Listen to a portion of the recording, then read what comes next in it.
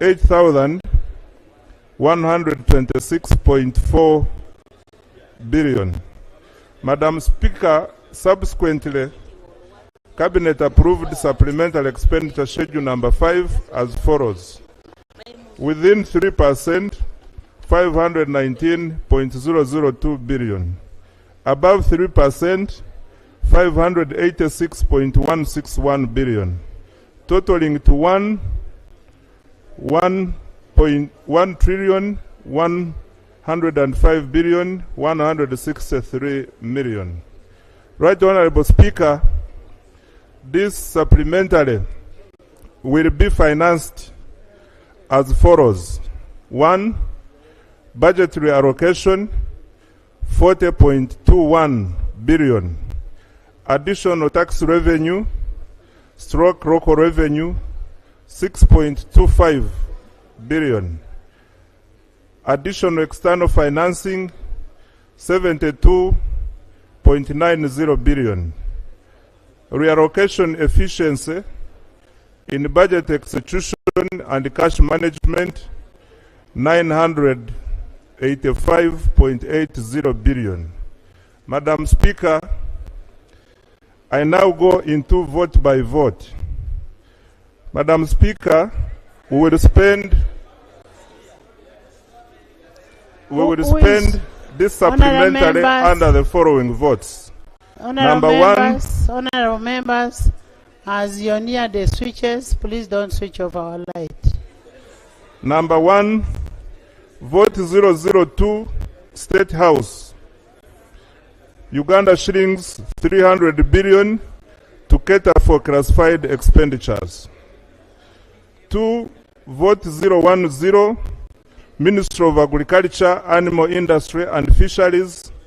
Uganda shillings 3.8 billion to operationalize Kapeka Farm Service Center. 3, vote 144, Uganda Police Force, Uganda shillings 110.41 billion to finance additional security interventions and emerging contractual obligations owing to the 2026 general elections. This ensured peaceful general elections, as you should have all witnessed.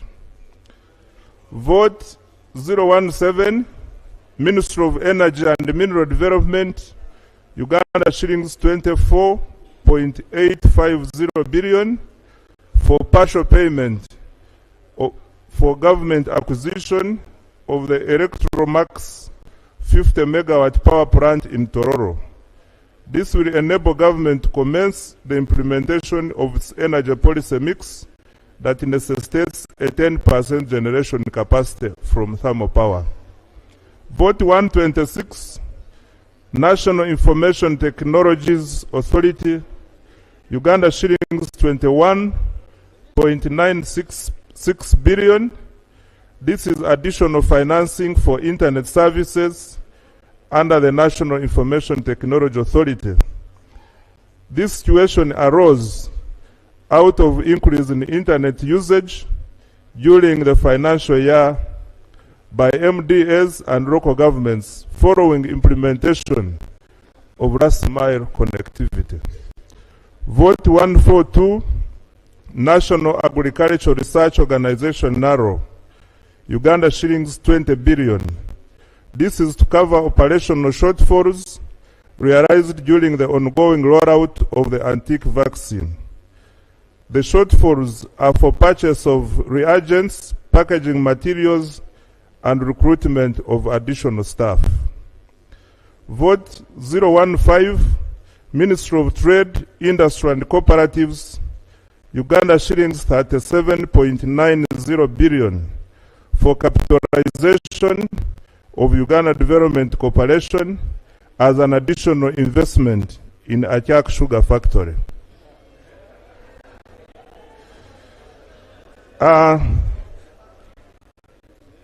The second category is self-financing and budget-neutral supplementary requests over and above 3% legal limit which require prior approval by Cabinet and Parliament, of a total of 586.16 billion for supplementary expenditure Schedule 5 that is above 3% legal limit.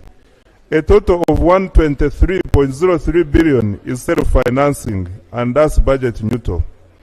The self-financing stroke budget neutral supplementary includes the following: reallocation of Uganda shillings 40.21 billion to cater for additional wage for recruitment of health workers under 19 referral hospitals.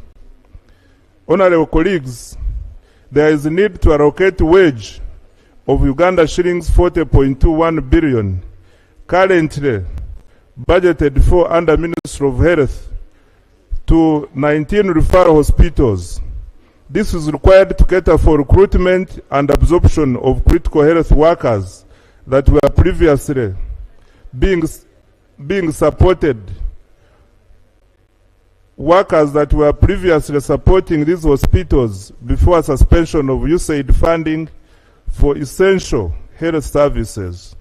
The beneficial referral hospitals are the following: Butabika Hospital, Arua Hospital, Fort Portal Hospital, Guru Hospital, Hoima Hospital, Jinja Hospital, Kawale Hospital, Masaka Hospital, Mbale Hospital, Soroti Hospital, Lira Hospital, Mbara Regional Referral Hospital, Mubende Regional Referral Hospital, Moroto Regional Referral Hospital, Naguru National Referral Hospital, Entebbe Regional Referral Hospital, Murago Specialized Women and Neonatal Hospital, Kayunga Referral Hospital, and Yumbe Referral Hospital.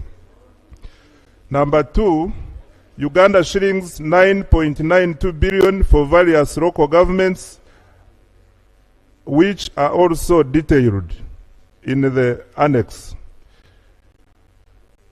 1, Uganda shillings 1.44 billion as unspent balances under the Uganda Intergovernmental Fiscal Transfer Program UGIFT that were returned to the Uganda Consolidated Fund at the end of financial year 2024-2025.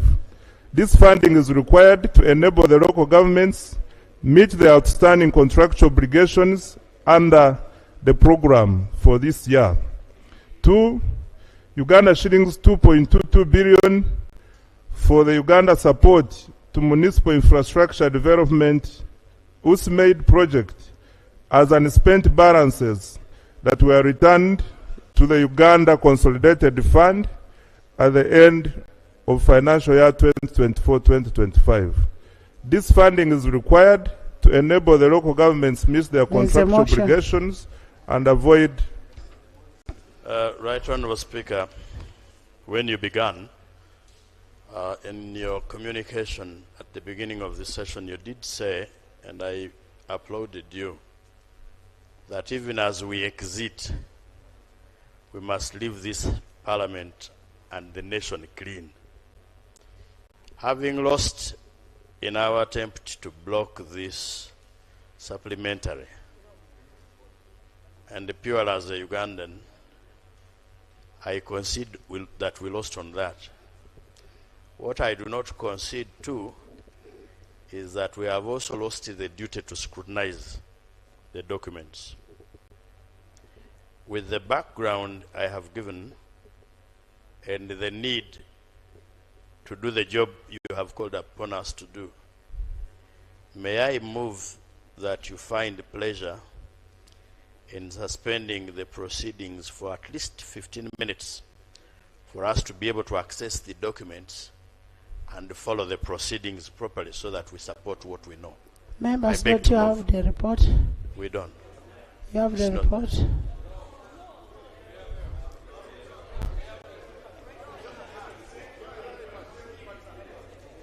The document is online, it was uploaded. No. You know, I gave all of you iPads, and I know my dad here gave it to my little brother.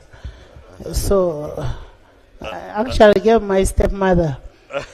So check what is on the iPad. Can you continue?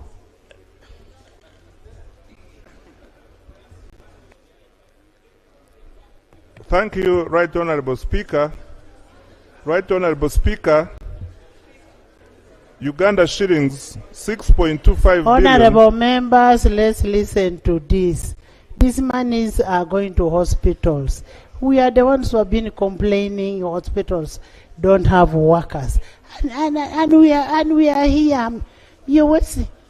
By the way, let me tell you, if you think you're going to waste my time for us not to finish, we shall finish.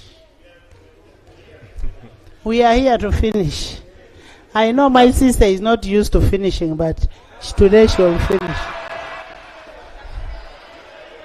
Yes.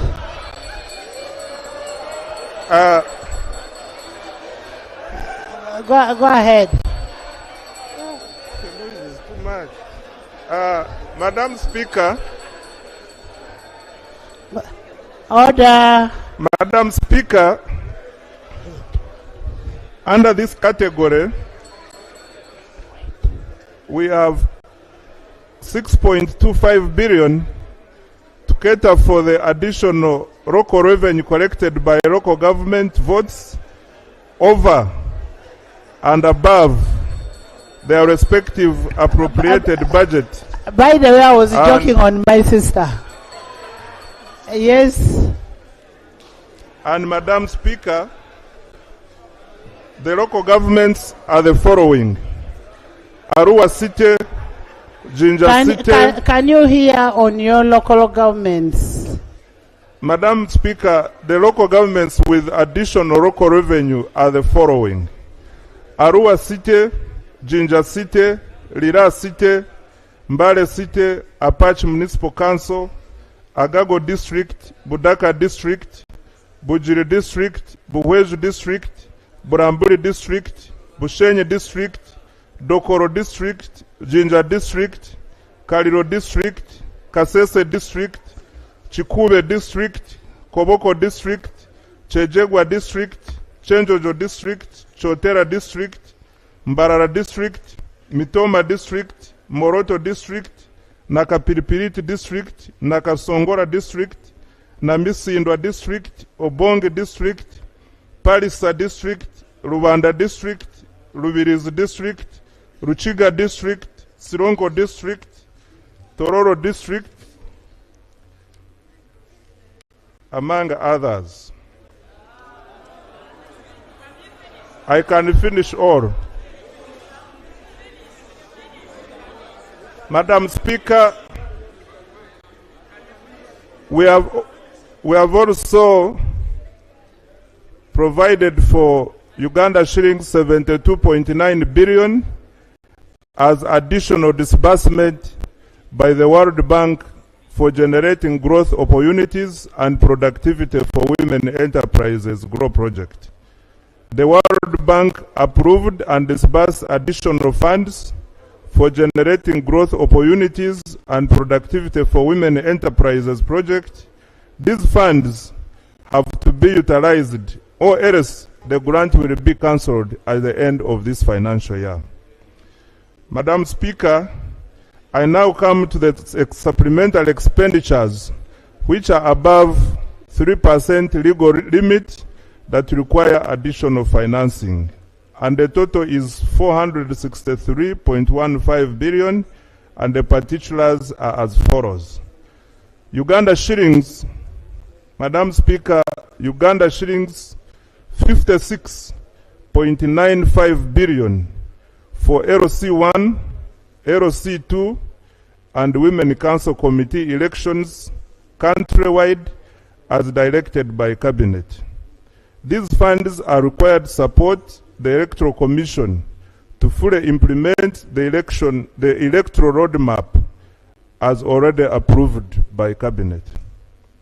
Number 2, Uganda shillings 29.57 billion for AFCON 2027 preparatory activities. Honorable members, Cabinet directed that we fully fund AFCON 2027, beginning with immediate requirement in this financial year 2025-2026. These funds are required to implement the urgent preparatory works, reduce implementation risk, and keep the overall AFCON 2027 preparation program on schedule. The activities include the following. 1. Uganda shillings 14.1 billion for preliminary works at Kabalega International Airport. This one will go to Ministry of Works. 2. Uganda shillings 8.03 billion for priority road works and associated support activities in Chira Municipal Council. 3. Uganda shillings 3.06 billion for pitch improvement at Kadiba Football Stadium. 4.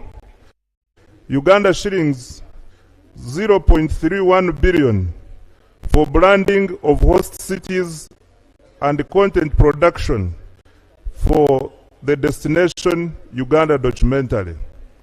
5. Uganda shillings 1.17 billion for Hoima City and Masindi Municipality to finance sanitation and road safety interventions. 6. Uganda shillings 1.02 billion for meteorological and aviation safety support system. 7.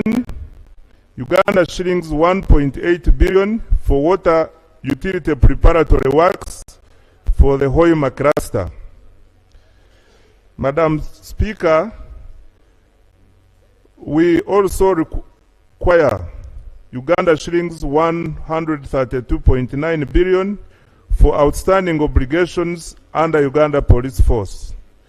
These obligations resulted from outstanding allowances and feeding expenses for special police constables hired during the general elections and contractual obligations for procurement of the 324 troop carriers.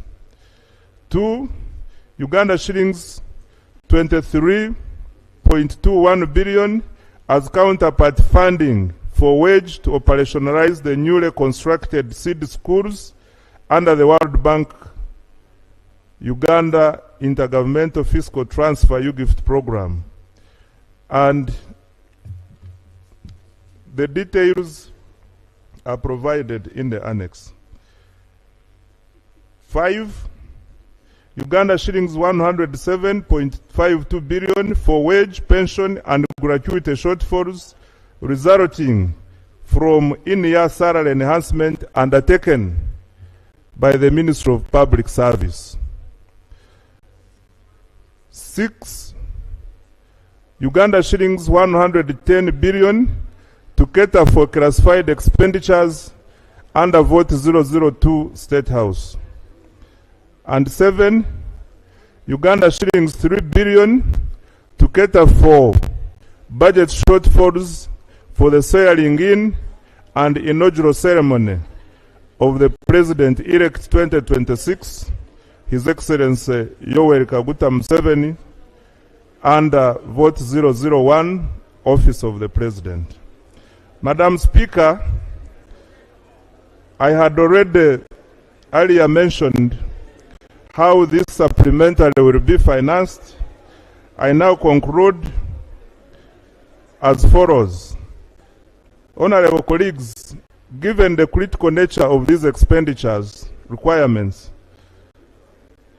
I pray that you consider and pass this supplementary to enable government to meet these requirements as we come to close of the financial year, and all of them cannot wait for the new financial year. I beg to move for the House's consideration. Thank you. Right, Thank you, Honorable Honorable Musasize. Also in the VIP gallery, we have Honorable Kitty Peter from Tor County, Buko. We have Honorable Atuhairaire Arthur Kazora from Ruhinda. You're most welcome. Thank you for coming. Yes, you've heard the supplementary that Shadow.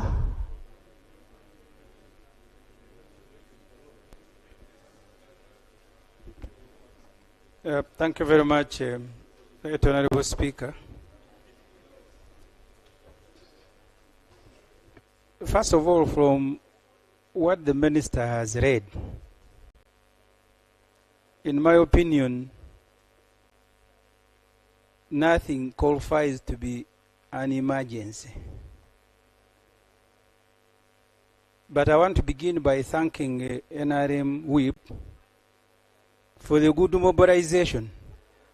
There are colleagues I have not seen for more than a year. I want to thank them. Honorable members, all these members of parliament have been coming here. Unless you're telling me you've been half blind. Leave my members of parliament, they have been coming to the house. Madam Speaker, I agree. When we are processing the budget, all these seats were empty. But I want to thank them. I am only fearing, because last time when SFC invaded us, they were standing like many of those NRM MPs in the corners. Honorable. So can I now move Honorable. to the motion? Yes. Honorable, I have told you the members of parliament are elected to be in this house.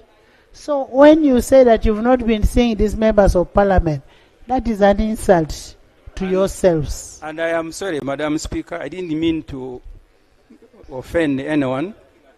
But if there are colleagues who have come for voting, Madam, you can ask them to excuse themselves. We need some air. These ones who are standing everywhere, they will be notified that voting has started. Can you bring? There is an order. There is an order. Right Honorable Speaker, is my senior friend and brother, Semuju, in order to begin calling us SFC like you do not know us. You have been seeing us in this house. And then you are there saying you want fresh air. So you are going to get out, I sit where you are seated. Because I'm respecting you to sit while you talk, and I'm here. So the order is Semuju in order to begin calling us SFCs when he knows that we are members of parliament, really. And then you want fresh air. You go out, we sit where you sit. But Honorable Semuju, for me I have enough fresh air. If you're squeezed there, just bring your seat next to me. Come and sit next to me. Because to the best of my knowledge, this place is very high. The hair here is good enough for everybody. And nobody who is standing here is an SFC. Why do you Madam talk Speaker, about SFC? I was just sympathetic. If they don't care, they can continue standing, and I withdraw. I was just sympathetic to them. But the motion, Madam Speaker, we have just considered the budget. In the budget, Madam Speaker, this government did not provide 4 billion for the National Curriculum Development Center to complete the new syllabus, especially for our children in senior 6 who are going to sit for exams. They never had 4 billion in the budget we have just finished. They also denied UNEB 80 billion to train teachers who are going to mark senior 6, the first group that is going to sit under a new curriculum. And in their mind, they have money to organize the ceremony. Because the president can be sworn in. When he captured the power, he was sworn in here at the staircases of parliament. And the sun rose and set. But you have children, 100,000. They are going to sit for exams. You did not find 2 billion for National Curriculum Development Center to complete their 34 subjects. You never gave UNEB 80 billion for them to train teachers to go and mark these children. And you have brought here money that we are going to have a ceremony, just eating. I don't know what's wrong with NRM people.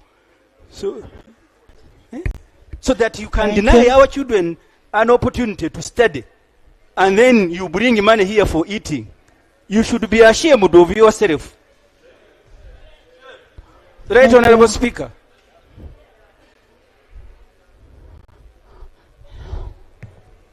Thank you, Right Honorable Speaker. Right Honorable Speaker, Honorable Semuju now wants to go beyond his appropriation law to now budget execution. Madam Speaker, in the budget we passed, all those votes he's mentioning were appropriated money for. Yes. And what is... Honourable members, why are you shouting like we're in National They were Theatre? appropriated for, but Madam Speaker, the common practice, which all colleagues know, that every vote comes to this House with unfunded priorities. So he's just taking us to the list of unfunded priorities, which is a wish list. There is what you want and what we can provide. And we were satisfied that what we provided is sufficient to make the votes run through the year. If there is anything along the way that we didn't provide for, if something occurs during implementation of the budget, we shall now come back here and ask for the money.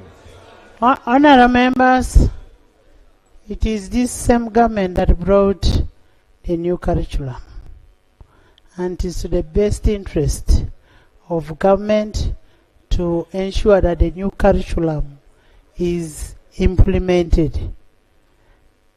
Can I hear from the Prime Minister? Let me hear from Lob first before.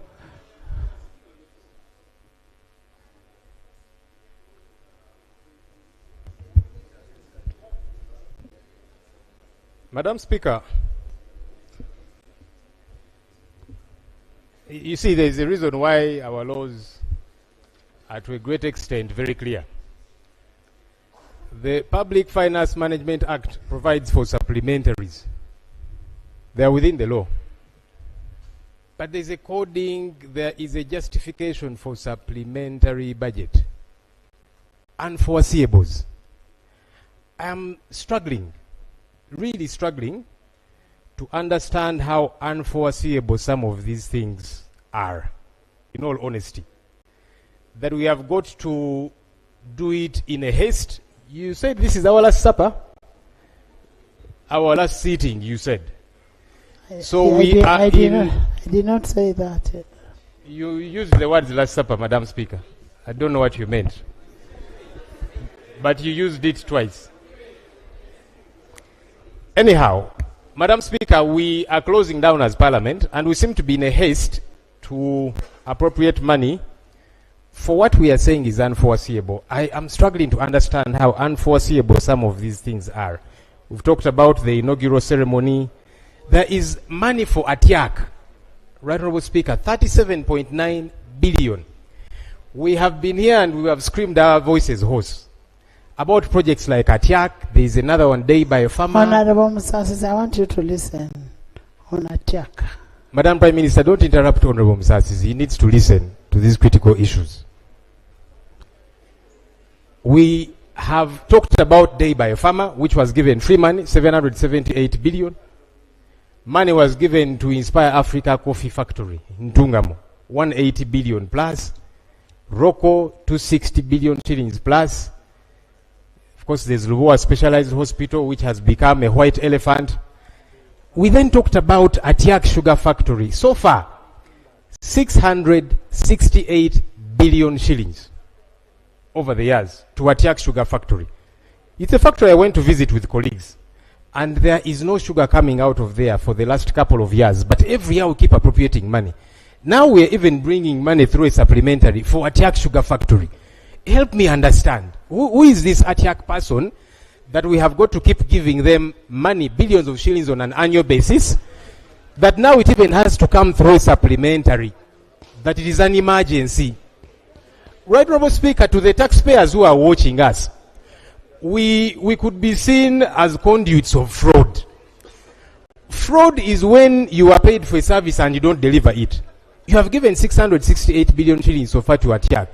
No sugar is coming out of there, and this is free money. You want to add them money. For what?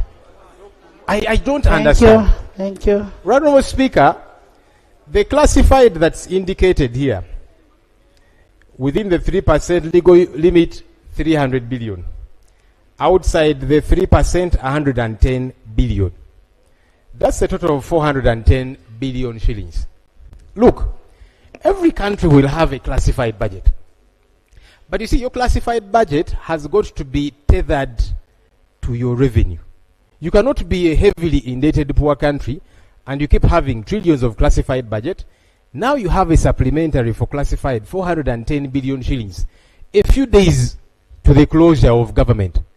What are you going to do in these few days for this classified of 410 billion shillings? Honourable Speaker, yes, our rules can be suspended and all of that, but these things should make sense to the taxpayer. They should make sense. Now, the taxpayer might try and understand you on the hospitals and so on, and hopefully that money will go to the hospitals. Because many times we pass money for some of these things and it is fired. When you read the accountability reports, you see money was transferred from this and taken to something else. So hopefully for the hospital money it gets to do that.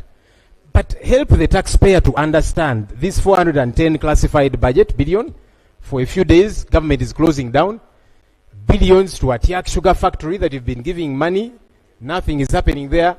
I want to understand, Honourable Speaker. I genuinely want to understand from Prime Minister and her team. Help me and the taxpayer whom you're going to squeeze a lot more. You recently passed here more money, higher taxes on fuel and so on. So the taxpayer is paying for these things. Help the taxpayer to understand. Thank you. We are waiting. Thank you. Honourable Musasizi.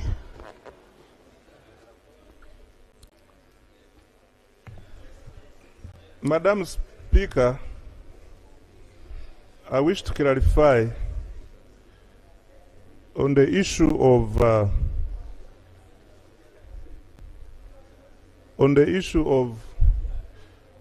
3% and above 3%. Madam Speaker, this schedule, I have justified it in 3 categories. We have expenditures which are within the 3% legal limit, amounting to 519 billion. And here, Madam Speaker, we have already spent. We have come here to seek for retrospective approval of the schedule. And this is where Atiak Sugar falls, in the 3% which we have already spent. Then we have a schedule that is budget neutral. Then we have this one which requires additional financing, where we need authority of parliament to spend, amounting to 586.16 billion. Madam Speaker, in as far as the details of what we are doing under Atiak Sugar is concerned, in the interest of synergy, I want to, with your indulgence, the Minister of Trade can respond to the specific activities which... Yes, Minister.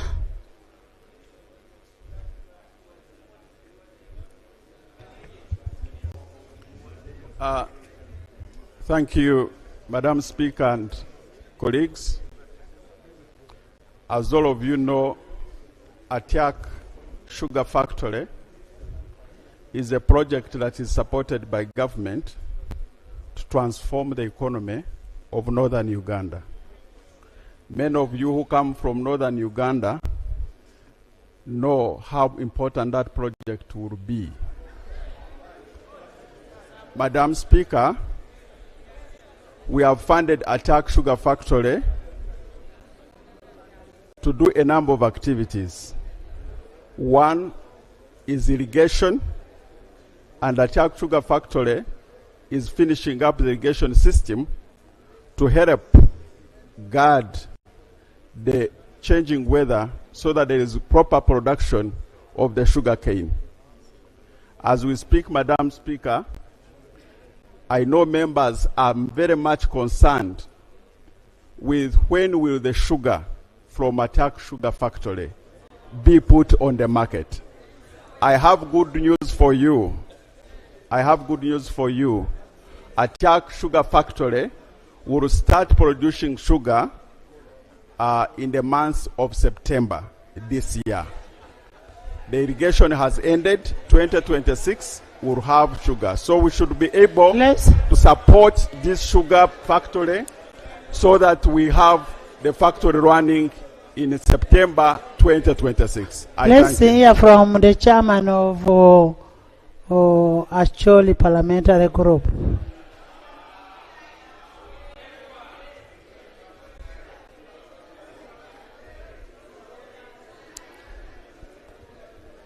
Right, Honorable Speaker. As a matter of truth, the people of Uganda, including myself, has been complaining a lot about Atiak Sugar Works. What Ugandans want to see is the sugar. But unfortunately, the production started in Atiak Sugar Works. But the sugar cane that was planted got finished within a very short period. And therefore, from that point, Honorable Speaker, can I get protection, please? Members, can you listen to Honorable Akol? Honorable Akol. Right, Honorable Speaker, from that point, production stopped. And what was resumed in the place was that at the time when we got the equipment for working on the garden, there is a lot of plantation that has been taking place, including irrigation. It is fortunate that some people among us here have reached the place. I personally visited Atiak. What I want us, including myself, who is also complaining, we need to be patient now and wait for the production to start. I am happy that as the Ministry of Trade, they have taken more steps to make sure that the money which is given in Atiak Sugar, some of the money will be paid back to the government, including taking some of the property of Atiak Sugar Works. And I must thank the Minister for doing that. Very soon, I think some of the property will become the property of offices of the members of parliament, even here. So for that matter, what I can assure you, Right Honorable Speaker, is that there is a lot of progress and production is going to start. That is all I can say. Thank you. There is a procedure from Jonah. Madam Speaker, thank you. I'm raising a point of procedure. The motion by Honorable Fox Odoi was carried in this House to the extent that instead of the minister being referred to the relevant committee, now the committee of the whole House is proceeding, not debating, is proceeding to interrogate the minister. And my question, where I require you to guide, at what point do you anticipate members of parliament to ask of the minister documents? At what point, for example, does the minister report to us that a resolution of this House, where you, Madam Speaker, you were presiding, had identified loopholes in corporate governance in Atiak? Government, which is a majority shareholder, has put way more money than what the company should have done. At what point are we going to satisfy ourselves that the figures attached and are being requested of us to approve has been answered by the minister? Even on the LC1 elections and LC2, it is not enough to come and say I need 66 billion for LC1, LC2. We need to see the list of all the villages attached, so that every member here can be sure that in my village I will not go back and they are going to ask me questions why village A is missing from the national list, and even 2. On the issue of the police, there is a figure here, Madam Speaker, of 56 billion. And the request is for reimbursement of police, special police constables. I can tell you, in Lira, and I think in many parts of the country, the special police constables have not been paid for the services they gave. And here the figure is saying reimbursement. Reimbursement presupposes that you had picked money from somewhere and paid them. But they were not paid for the work they offered. So at what point do we satisfy ourselves that actually this ministry had paid? So in terms of procedure, I'm asking you, Madam Speaker. Thank you, Honorable Dur. One, we are at the budgeting processing stage for us to approve this money to go to be approved as supplementary. On the issues of accountability, we have accountability committees that verify what this man has gone to do. For instance, this goes to COSASI that has been managed by Honorable Segona. So it is Honorable Segona to tell us in his report that is going to bring whether the money is being used in a proper way or not. Yes, Lob. Honourable Speaker, I seek your procedural indulgence. We were here a couple of months ago, and I was giving a report to this House about Atiak Sugar Factory, which we give billions, no sugar coming out of there, Day Biopharma, Inspire Africa Coffee, Rocco, and so on. The response by government was that we have acquired stake in a number of these entities. I then asked, where are the share certificates? Where are the valuation reports? Government conceded that for some of these, valuation had not happened. Honourable Speaker, I remember when money was being passed for Day Biopharma, 723 billion at the time. We asked government, they said they had not carried out valuation. So we said, what stake are you buying if you don't know the value? You guided, Right Honourable Speaker, and you remember I disagreed with you. You said, let's pass the money. Then, government will hold that money before dispatching it to the entity, to the private company, until they do valuation. And you said they will bring the valuation report here before the money is dispatched. They have never brought that report. And I told you, once we have appropriated that money, we become functus official. The Attorney General of Uganda, the Honorable Chiriowa Chiwanuka Nsumikambi Mugambe, promised on this floor, on the Hansard, that he will come to this House and table share certificates and table valuation reports for these companies. That has never happened. But government keeps coming back for more money. What are we funding? Because when you say we have got stake, we are shareholders as government in each of these companies, where is the evidence? But also, before you acquire stake, you first do valuation. Good business people know that before you inject your money in a business to say, I'm buying, let's say 30%, what is that 30% worth? That's when you do valuation, and then you know, I am buying this much stake. These people lied to us because they have never produced those certificates. They've never produced the valuation report. So they told us a lie. Why then do you keep coming back for more money? You don't want to be transparent. Because what we want to know, you are asking us to appropriate money to what? We want that accountability. By the way, it's not even enough, Right Honourable Speaker, that sugar begins to come out of Atiak in September. As sure as day follows night, it's not going to happen. Because every year they keep promising us. But let's even say it comes out. The taxpayer is asking, what is my stake? Forget that sugar will come out of that private entity. What is the stake? Why don't you want to respond to these questions? But you want to keep coming, asking us for more money and all of that. No, we should not proceed this way, Right Honourable Speaker, in my view. AJ. Right Honourable Speaker, I want to thank the leader of opposition for his very loud submission. I'm a first time here. Loud, I heard him clearly. That's what loud means. I am a first time member of parliament like him, and I've since learned how things are brought to parliament.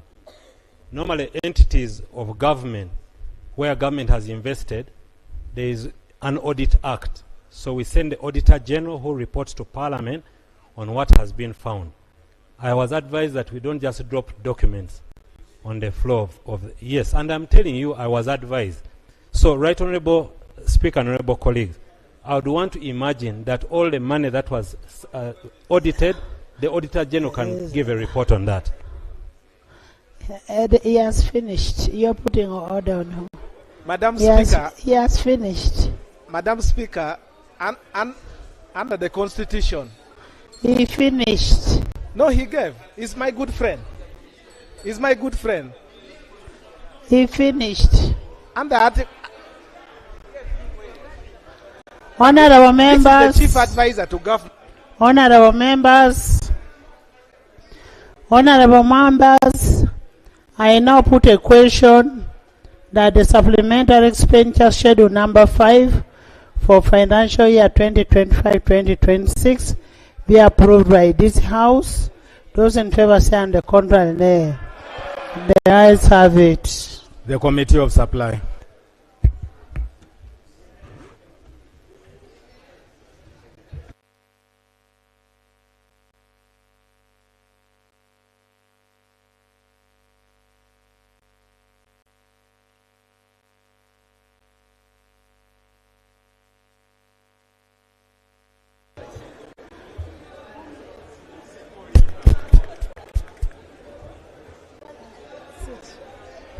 Honorable members, kindly sit. My son, Francis.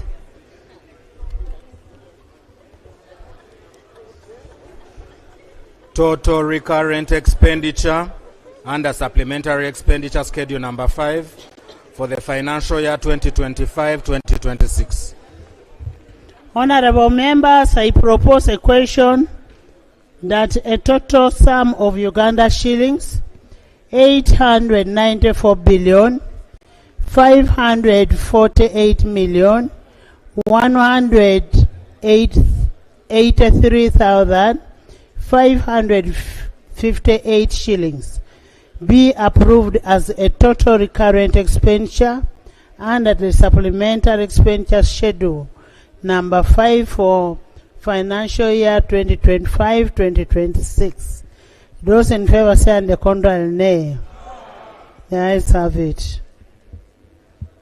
Honorable members, I now put a question that a total sum of Uganda shillings 894 billion 548 million 183,558 shillings be approved as a total recurrent expenditure under the supplementary expenditure number 5 for financial year 2025-2026.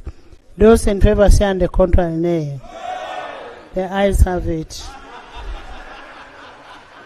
Total development expenditure under supplementary expenditure schedule number 5 for the financial year 2025-2026. Can I have order? Can I have order? Honorable members, I propose a question that the total sum of Uganda shillings 210 billion 614 million 540,809 shillings be approved as a total development expenditure and supplementary expenditure schedule number 5 for financial year 2025-2026. Those in favor say on the contrary, nay. The ayes have it.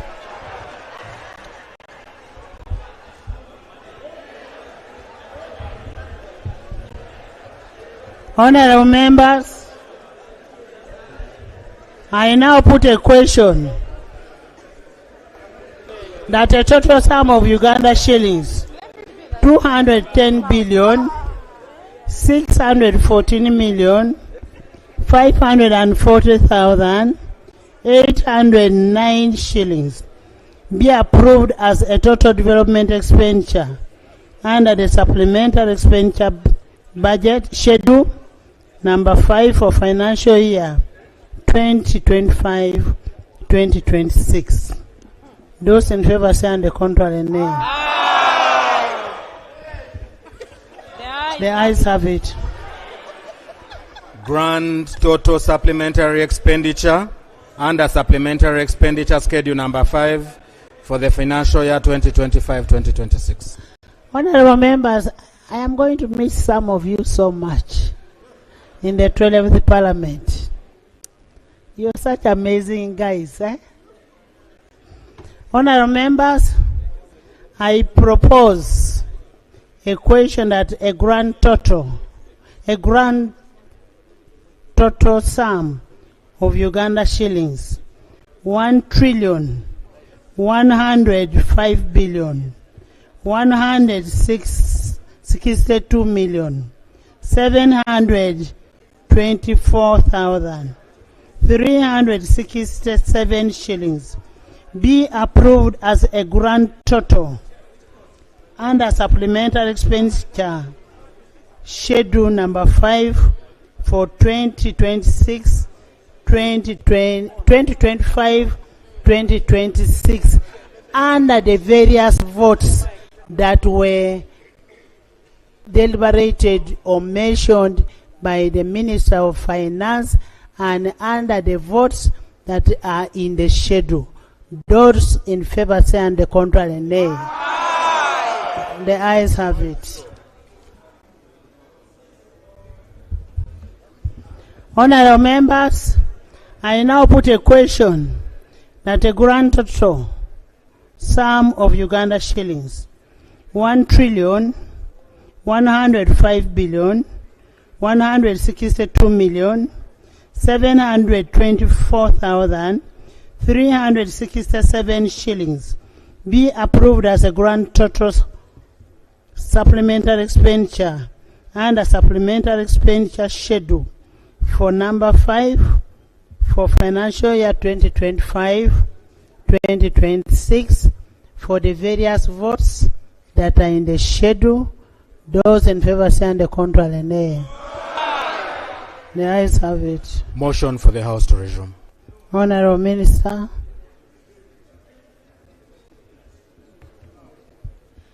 Right Honorable Chair, I beg to move a motion for the House to resume and the Committee of Supply reports thereto.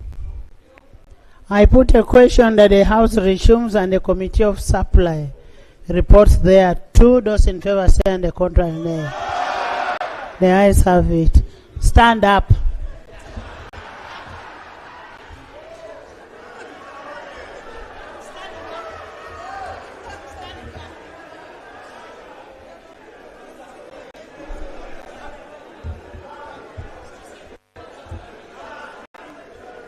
Please sit. Please sit.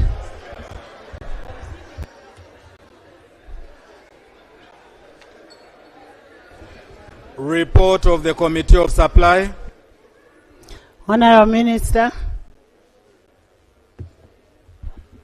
Madam Speaker and honorable colleagues, I beg to report that the Committee of Supply has considered the supplementary schedule number 5 for financial year 2025-2026 amounting to Uganda shillings 1,762,724,367 shillings and passed it without amendments.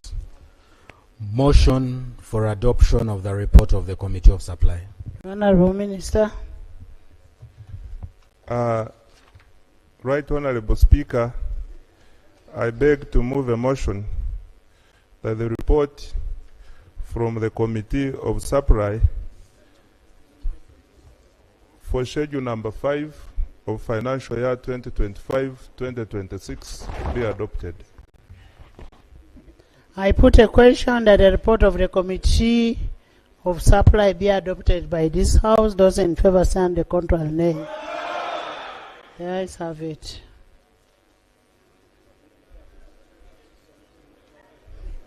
Honorable member, thank you. I will instruct the clerk to capture the details and supply it to finance. Next item. Item 12 on the order paper. Bill second reading. The Protection of Sovereignty Bill 2026.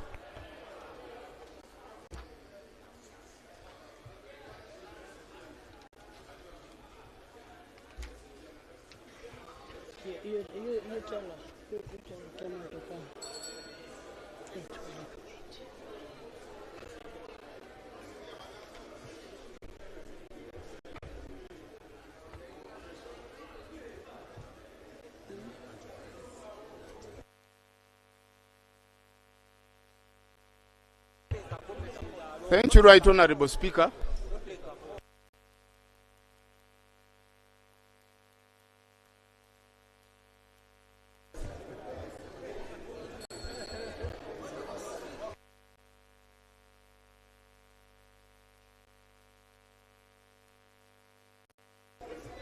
Honorable members, you recall that on Wednesday 15th, 2026, the Minister of Internal Affairs tabled the Protection of Sovereignty Bill 2026 for the first reading.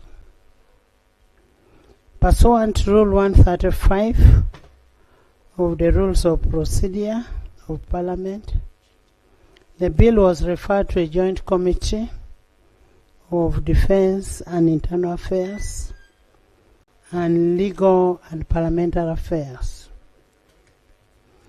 The committee has concluded the consideration of the bill and is ready to report. And pursuant to Rule 136(1) of the Rules of Procedure, I will invite the Minister to move his motion for the second reading before I will give you to bring your issue. Please. Honorable, let him first move, then I will give you to bring your issue. Okay?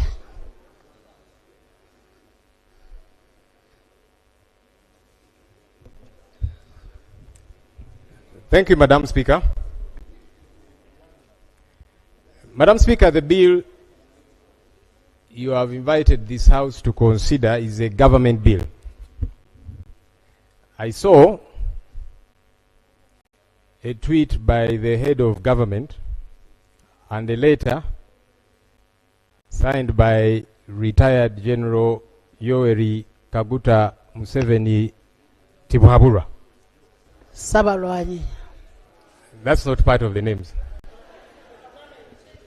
So, in his letter, Right Honorable Speaker, he actually disowned. Lob, is it in his letter? Yes. Can I Let have me a submit, Right Honorable. No, I want us to talk with evidence. Can we lay the letter on table? I came prepared, Madam Speaker. Here is a copy of the letter. I am tabling it. I have never seen a letter from State House in white. Madam Speaker, this is a copy of the letter, and I am tabling it. Normally we table documents, then they can be processed and authenticated and so on. But let me raise the point I was raising, Madam Speaker. In this letter, he disowned the bill that was tabled by the Minister of State for Internal Affairs. In fact, he was appalled, wondering what it is that we were debating. Also, what bothered me, Madam Speaker, in his letter he said he called the two chairpersons of committees regarding this bill. I don't know how procedurally that gets to be correct, that now the executive gets to meddle directly, because it should be you, Madam Speaker, to call chairpersons of committees, guide them and so on. But if they are getting guidance from the executive, it's a problematic issue. Madam Speaker, the Attorney General and the Minister of State for Internal Affairs went back to the Joint Committee and they made amendments to majority of the clauses in the bill. Please note, for those who have been following, amendments to majority of the clauses in the bill. For all intents and purposes, Madam Speaker and colleagues, this was now a new bill. For all intents and purposes. And by the way, there is precedents that have been set by this House, even in the previous Parliament, where... Honourable members, I want you to listen to Lob. Lob is saying, after... Let me actually say what I am saying. I'm glad you are protecting me from some noisy colleagues. This becomes a new bill. What I would only ask, did the new bill change the objective of the old bill? You continue. Madam Speaker, and I'm glad you're asking that question,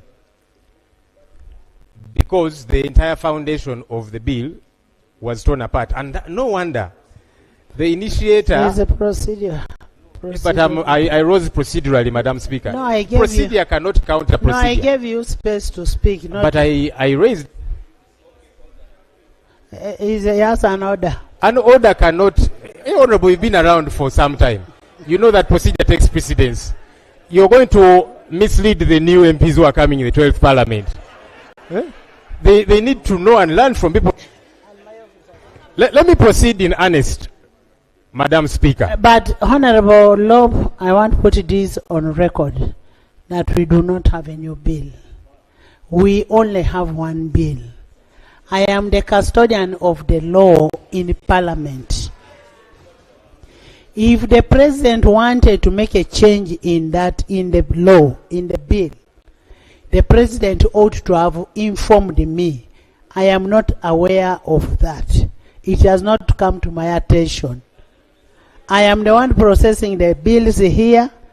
So if he sent it for public, and if he called the chairpersons, he's one of the Ugandans whom we should consult. Madam Speaker, I'm glad you're saying you were not informed, and that's part of the problem I'm raising. Why was this House not informed? Especially because majority of the clauses were amended. Madam Speaker, please protect me from noisy colleagues. You always tell us that this is not a market. Colleagues, please let the Honorable Lob finish. Let Honorable Lob finish his submission. No. Honorable members, let's be calm. I am the custodian of the law here. I don't have a new law. I don't have a new bill. So after Honorable has finished, I will ask the minister to move his bill. You finish. Thank you. So as I was saying, this is me saying, and you will rule and guide. For all intents and purposes, as far as I am concerned, this then became a new bill because majority of the clauses in the bill were changed. And there is precedents where ministers have been told, no, those so many amendments, just withdraw the bill and reintroduce it perhaps. What the Minister for Internal Affairs and Attorney General should have done was to withdraw this bill. Honorable Lob, my But Madam Speaker, you're not even allowing me to submit. Honorable Let Lob, me submit. You're the one going to rule. please, Honorable Lob, my brother. Honorable Lob. Honorable Lob. Honorable Lob. Can I have order? Can I have order? We have now started debating in anticipation. We don't know what the bill is. When the minister moves his bill, that's when we can reject. Huh? Please make my work easy.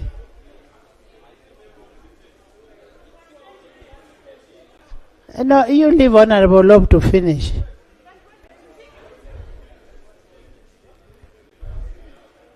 Switch on. Madam Speaker, actually I am seeking to make your work easier. Really, if you capture what it is that I'm saying. Because they are moving it for the second time. And for me, what I was saying is he should have been moving to withdraw the bill. That's my opinion. And you're going to give your ruling, Madam Speaker. So no, but they called for reading of the bill for second and third reading. Okay. So let me finish the issue that for me I am raising. Okay. Madam Speaker, also, stakeholders... What is the procedural matter that you are raising now? So, the procedural matter I'm raising is, should the Minister of Internal Affairs be withdrawing his bill, and then he goes back for consultation. Can I answer that first? Can I answer that first? Maybe it will form your second question, that the Minister of Internal Affairs should be moving his motion for the second reading.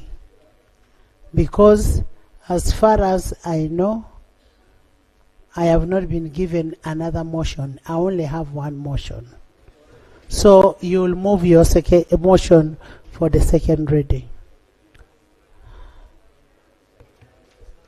Thank you, Madam Speaker, and I'm glad on record you have said you were not notified of a second one. That's something we are going to interrogate, because like I'm saying, as far as some of us are concerned, it's a second one. Right Honorable Speaker, the committee report to this bill here leaked, and it is in the public domain. It was first shared on our parliament platforms. Media houses have shared it. It is all over. Honorable Speaker, on 18th of January 2023, you were seated in the chair you seated in, and I was standing on this very microphone. I was chairperson of COSASE. I rose to present a committee report for COSASE on Uganda Airlines. And you said, Right Honorable Speaker, I want to quote you verbatim what was on the Hansard. You said, there was a leakage of the Uganda Airlines report. A property of this parliament cannot leak, and we continue debating on it. Those were your exact words, captured on the Hansard.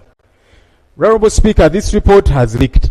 So, given that precedent which you said, are we going to go ahead and debate this leaked report? Thank you. Because the precedent was set by yourself. We hope to be ready. First of all, honorable members, in the VIP gallery, I want to introduce Honorable Namlondo Sara, MP-elect from Buyende. You're most welcome. Honorable Naku Fiona, the elect for workers. Most welcome, Fiona Naku. And then we have Honorable Sewagude Robert, representing people with disability, national. You're also most welcome. I have Honorable Matembe, Miriam, and Honorable Emily Otekat. Honorable members, I want to refer you to Rule 14. The report of the Committee on Bills shall, and I'm saying shall, be uploaded on the Parliamentary Information System for the information of members before the report is laid on table. That is 214.14a. This report that was uploaded had my signature. I even said, please place it on the order paper with my very able signature. The report of airlines that got out did not have my signature. I am the only one who can sanction a document to be uploaded, which I did, so the report was not leaked out. Can you move your motion?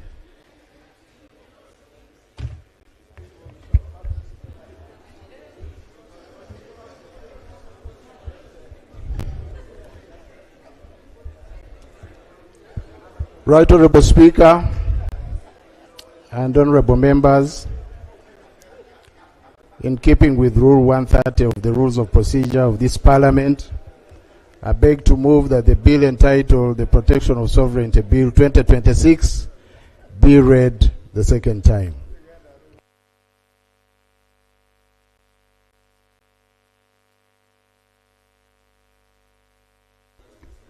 Seconded by the Vice President of Republic of Uganda, Honorable Jessica Alup.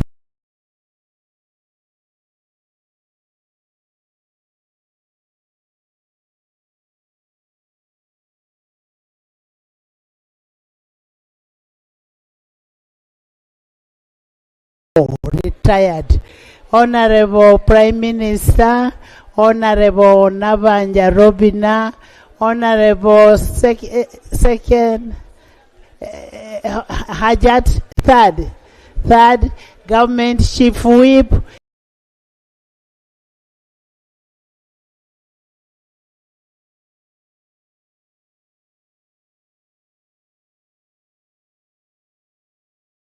Minister of Defense, Minister of the Security, Minister of ICT, Minister of Finance,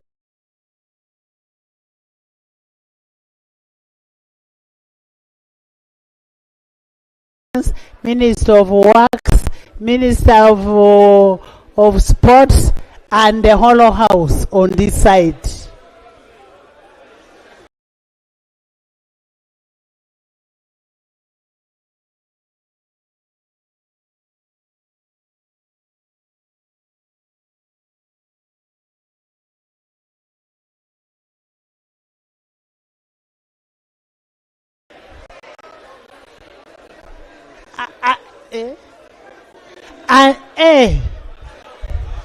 And part of that house, part of the other side, including Chemongesi, Rogomayo,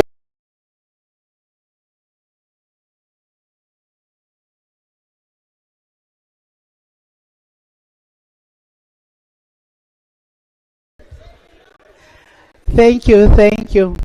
Would you want to speak to your motion? Right Honorable Speaker and Honorable Members,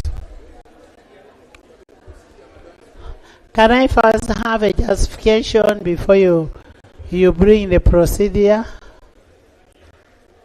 Right Honorable Speaker and Honorable Members, the object of this bill is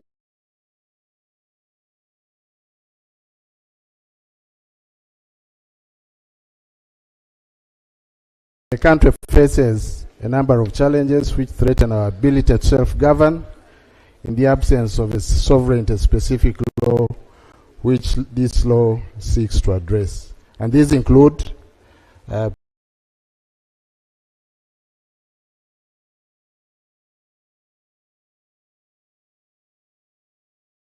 preventing undue external influence, regulating foreign funding, safeguarding national security, filling legal gaps, and managing digital misinformation. I beg to move.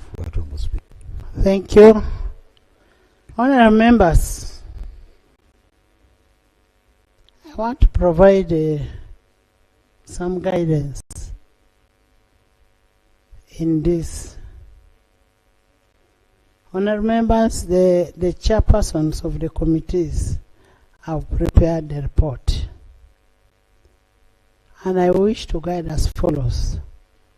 From the time the bill was tabled for the first reading, there has been a very remarkable public interest in it.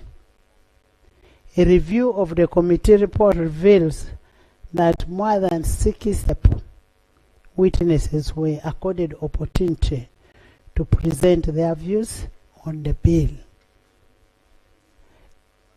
including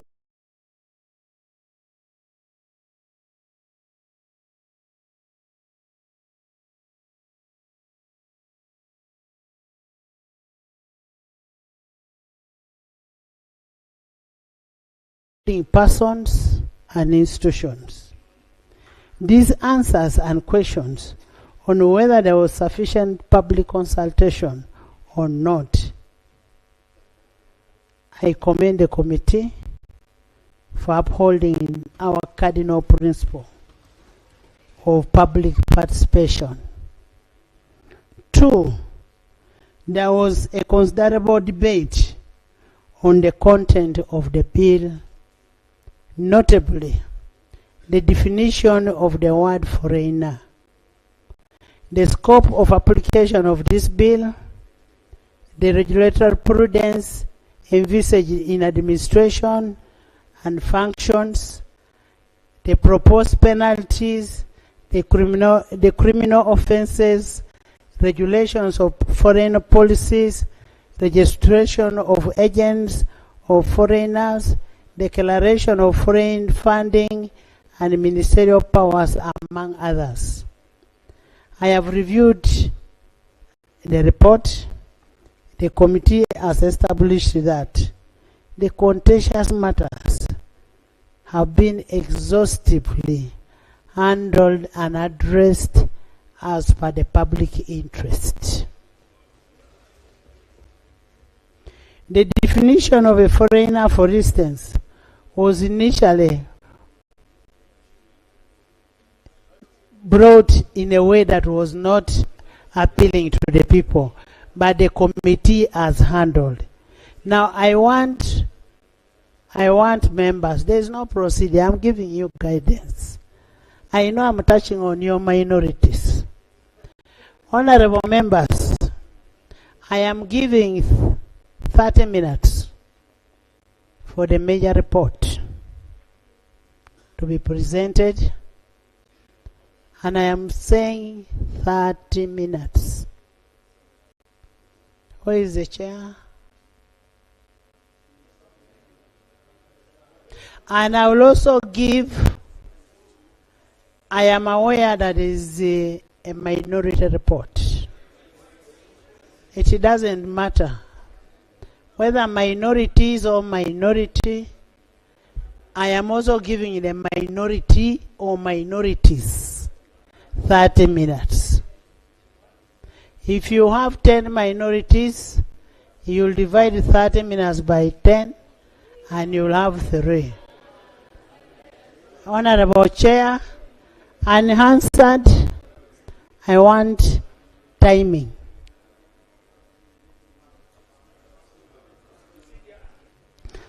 Let him read his report. Then you'll bring process. I don't want you to waste his time. Tebandeke, I know you want to exercise your law that you're learning now. You first wait. First wait. First wait. First wait. I have given you 30 minutes. Thank you. Right Honorable Speaker. Right Honorable Speaker, for the record, my name is Wilson Kajrenje, Member of Parliament, Nyabushozi constituency, and Chairperson of Defense and Internal Affairs Committee. I'll be assisted by my colleague, the Honorable Baka Stephen Mugabi, Chairperson, Legal and Parliamentary Affairs. May I take the honor to lay on the table the minutes of the committee, the joint committees, while processing and considering this report. Thank But you, Honorable Speaker, indeed, I'll take the 30 minutes. But Honorable Speaker, on Wednesday, 15th April 2026, the Protection of Sovereignty Bill 2026 was read for the first time under Rule 135(1) of the Rules of Procedure of Parliament. You referred to the joint committee made up of Committees of Defense and Internal Affairs and the Committee on Legal and Parliamentary Affairs for scrutiny, and we are now reporting under the same rule of procedure. Right Honorable Speaker, the joint committee here referred to as the committee has examined the bill, taking into account submissions from stakeholders, and now presents this report. This report sets the committee's analysis of the bill's objectives, the key provisions, likely effects, together with a synthesis of stakeholder views and committee's recommendations to Parliament. The object of the bill. The object of the bill is to enact a law that seeks to provide for the protection of the sovereignty of the people of Uganda. 2, to designate the department responsible for peace and security and the responsible entity for the registration and regulation of agents of foreigners. 3, to provide for the protection of the sovereignty of Uganda and provide for the registration of agents of foreigners, and to regulate the funding and any other assistance to agents of foreigners and for the related matters. Defects in the existing law. The bill identifies principal defect in the existing legal framework as the absence of a specific law operationalizing the protection of Uganda's sovereignty, which has allowed continued external interference in the government policies and programs. In particular, it points out the increasing influence of foreign actors and their agents in shaping policy and development priorities, often through conditional grant, conditional funding, and parallel programs that conflict with the national objectives. It further highlights inadequate regulation of civil society organizations, especially those receiving foreign funding, leading to concerns about transparency and alignment with the national objectives. Additionally, the bill notes the growing use of digital platforms by foreign actors to spread misinformation and incite social discord, collectively undermining Uganda's ability to self-govern independently and safeguard its political, economic, and social stability. Right Honorable Speaker, what method did we use?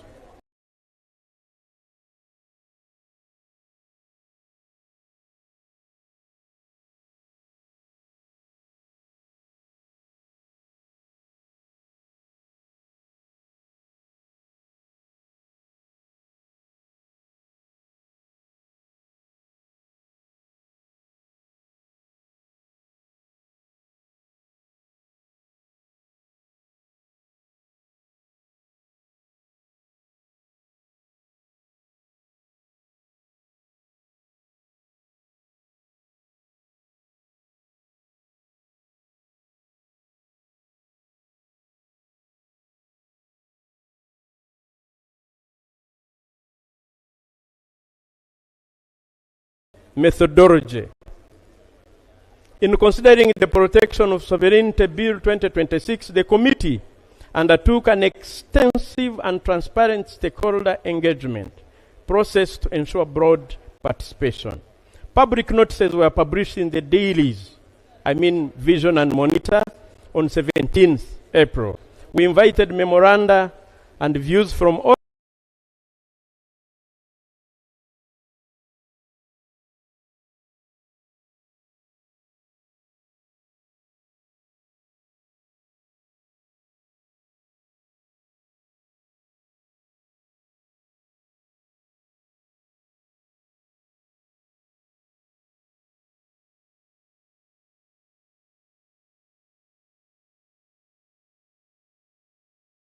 interested parties.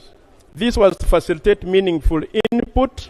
The committee suspended the sittings for 1 week to allow stakeholders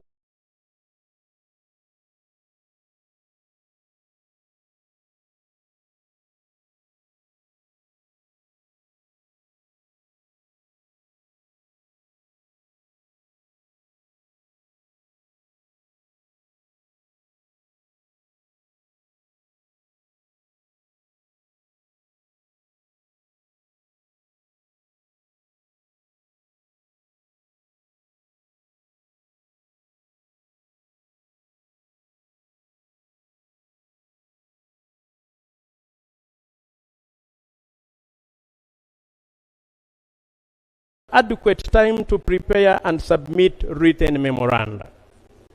Upon resumption on 24th of April, Right Honorable Speaker and Honorable colleagues, stakeholders who had expressed interest were accorded opportunity to present their views.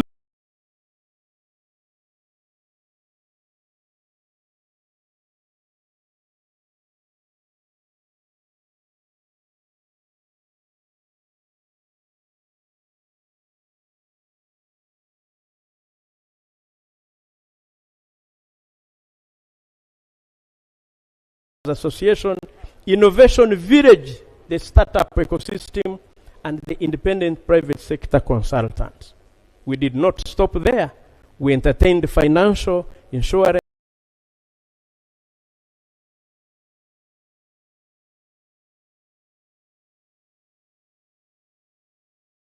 economic sector actors. These include the sector-specific institutional stakeholders that include Uganda Bankers Association, supervised finance,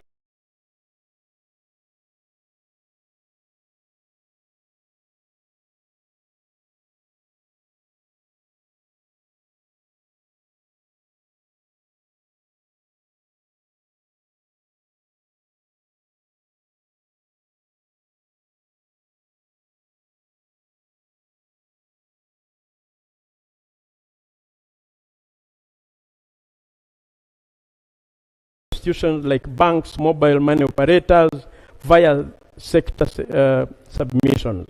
We also entertained Payment Service Providers Association.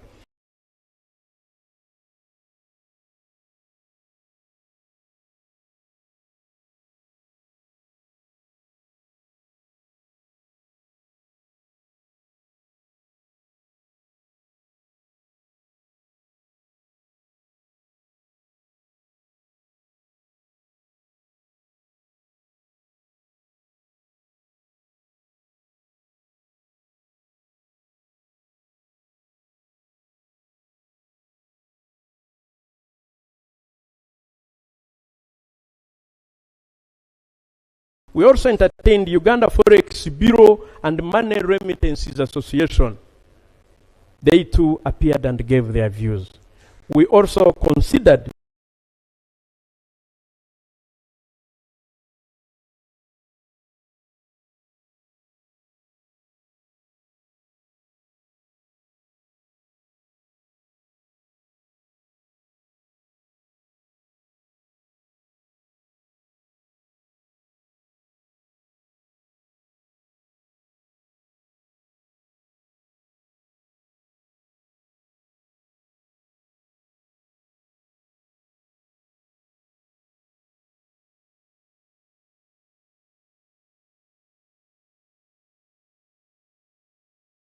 digital, telecom, media actors in communication, broadcasting, and digital economy include communication sector operators,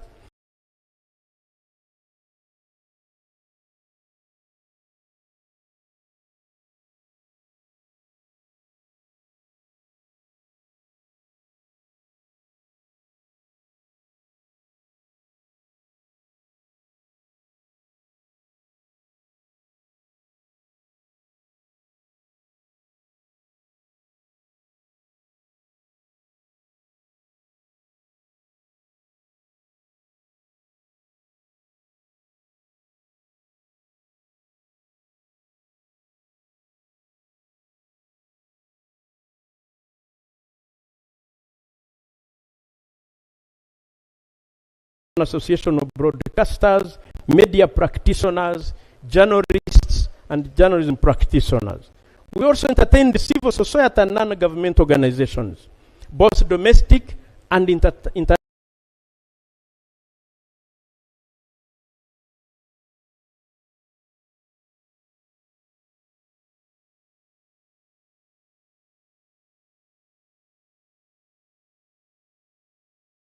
National civic actors that include Anti-Corruption Coalition of Uganda, Foundation for Human Rights Initiative, Legal Aid Service Providers Association,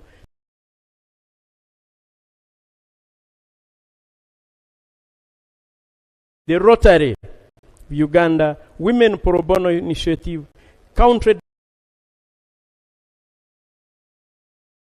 Electors of International Network, and various national NGOs also submitted. We also entertained international organizations and development actors under this, multinational organizations and international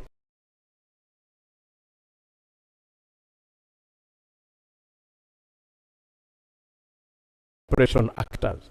These include United Nations country team, international NGO community, collectively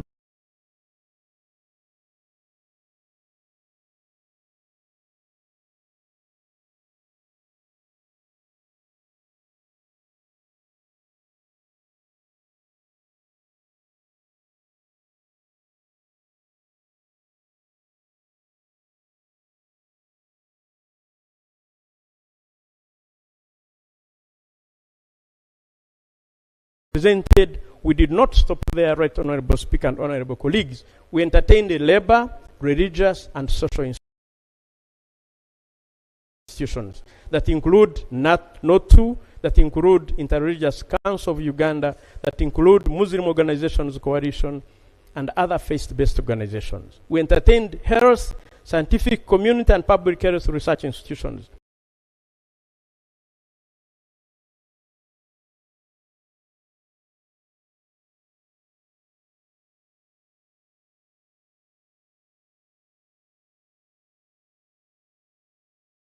E.g., Uganda Medical Association, Uganda Virus Research Institute, Peoples Living with HIV advocacy groups.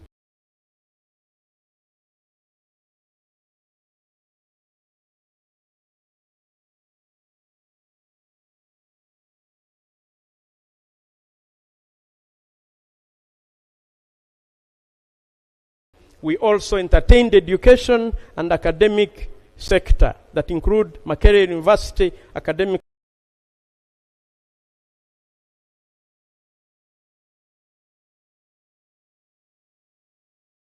staff association, universities and academic researchers, student groups and members of the guild also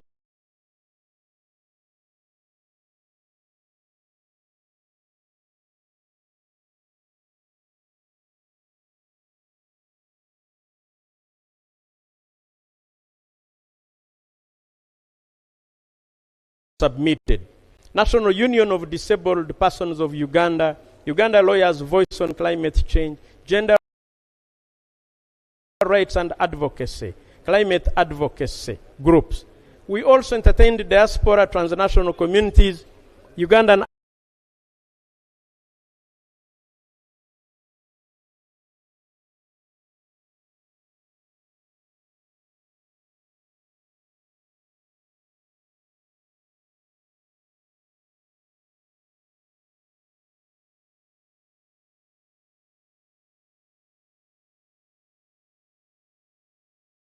actors, the Global Forum.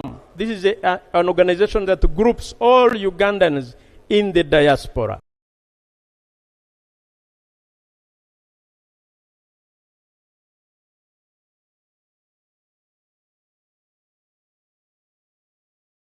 The Cheyo Association, NUP, NUP Diaspora Chapter, individual diaspora submissions. We went further.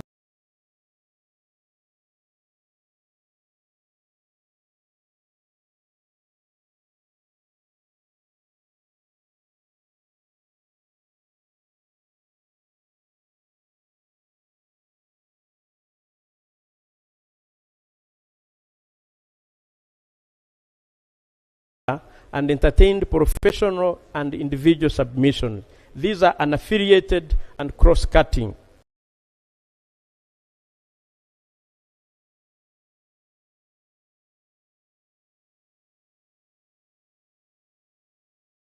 Independent consultants, individual citizens, business professionals, researchers. Right Honorable Speaker,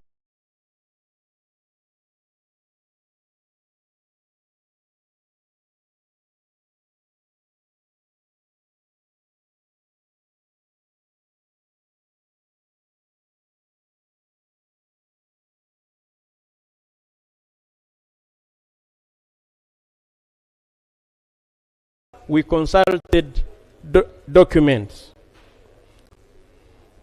Consequently, The committee recommendations reflect a balanced synthesis of stakeholder perspectives in the key findings and salient observations.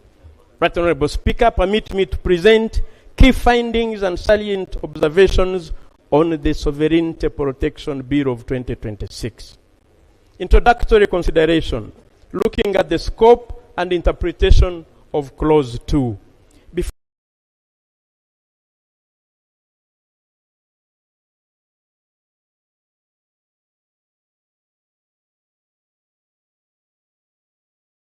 Presenting its findings, the committee found it prudent to clarify the key interpretive issue of Clause 2, which is application of the bill. Clause 2 sits at the core of the legislative framework, and it defines the reach of the law and it determines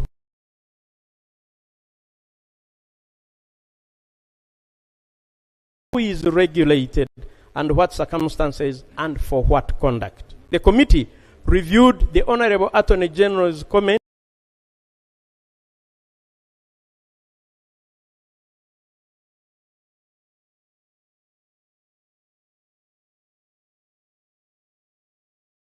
noting that Clause 2 limits the bill to specific activities tied to foreign influence.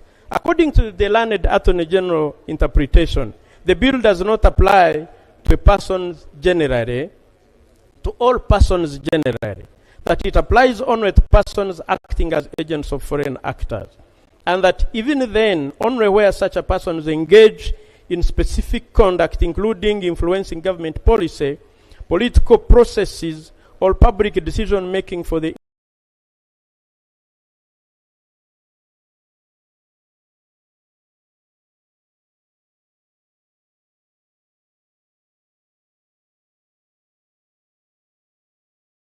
interest of foreigners. The Attorney General clarified that Clause 2 is meant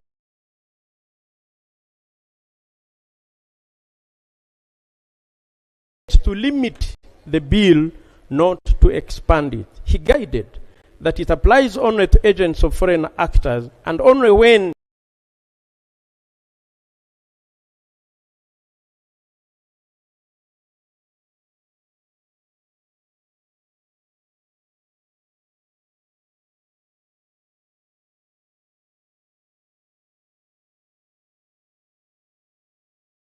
they engage in specific influence-related activities, e.g., affecting government policies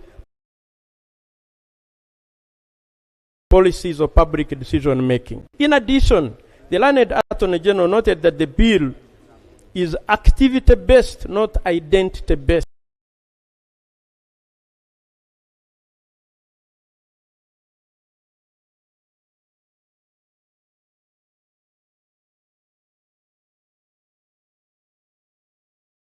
So ordinary transactions like remittances, businesses, family support are excluded unless tied to regulated influence.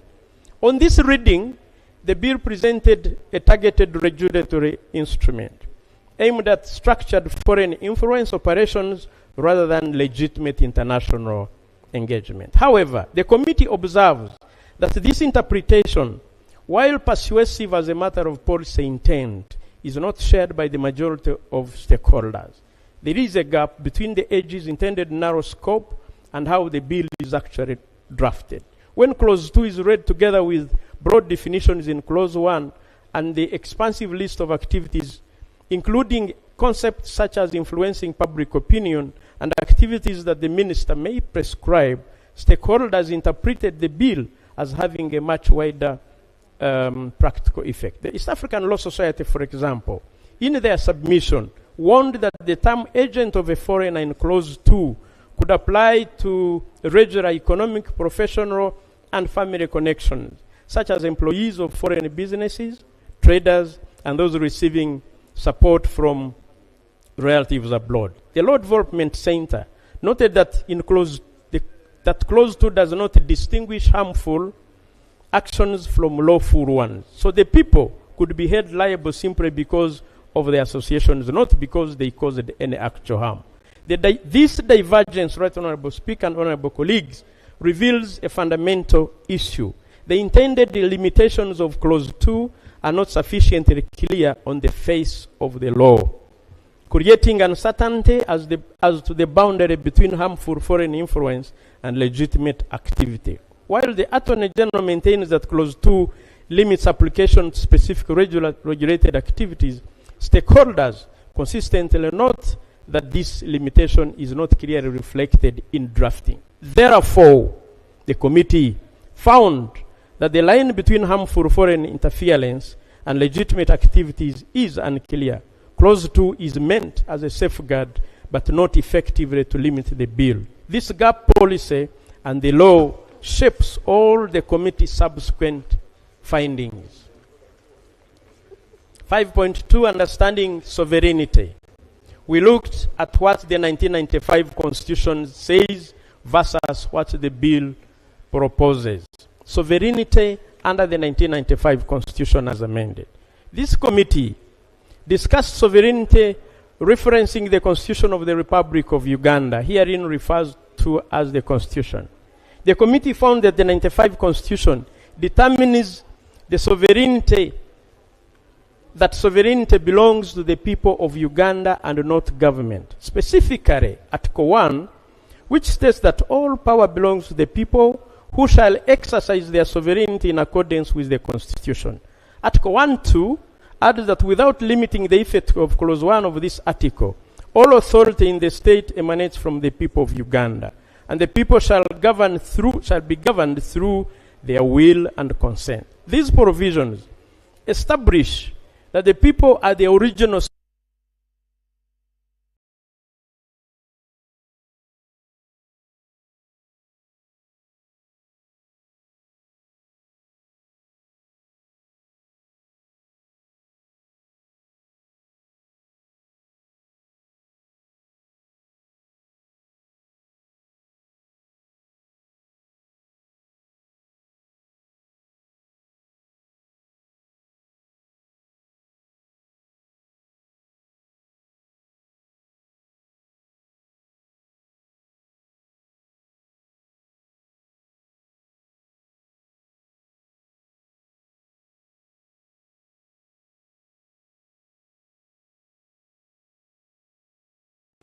in the protection of the Sovereignty Bill 2026. 3. Register or council organizations and determine how the law will operate through regulations. The committee notes that while each of these powers may be common in isolation, their combination in a single office creates a system where participation in economic, civic, or institutional activities depends heavily on the minister's approval. This raises a deeper constitutional concern, not just about administrative efficiency, but about the overall design of governance. The committee elaborates these issues under 3 major themes, from regulatory oversight to discretionary control, where stakeholders observed that the minister's power and the role goes beyond implementing the law. The minister effectively controls access to the law itself, and the minister can decide who falls under the law, who controls access to funding, grant or withdraw legal status, and shape how the law functions in practice. This, we noted, it risks turning the framework into a permission-based system where individuals and organizations must seek approval to operate instead of following clear, predictable rules. It also has constitutional implications. This concentration of authority raises significant constitutional concerns. It weakens the separation of powers by placing too much control in one office. It reduces checks and balances from independent institutions. It increases the risk of unfair or arbitrary decisions, especially where the bill lacks clear procedures, timelines, or appeal mechanisms. A system that relies on discretion rather than clear rules undermines legal authority. No, I beg your pardon, undermines legal certainty and public trust. We also looked at reframing sovereignty. The committee notes that many legal and governance submissions view this more than an administrative matter. They see it as a shift in how sovereignty is exercised. Instead of power flowing through established institutions and the people, it risks being concentrated in one single office. From human rights perspectives, any limitation on rights must meet 3 tests. 1, legality, necessity, proportionality. The bill does not clearly demonstrate how these standards are satisfied. We therefore recommend, the committee recommends that to preserve the bill's objective, I beg.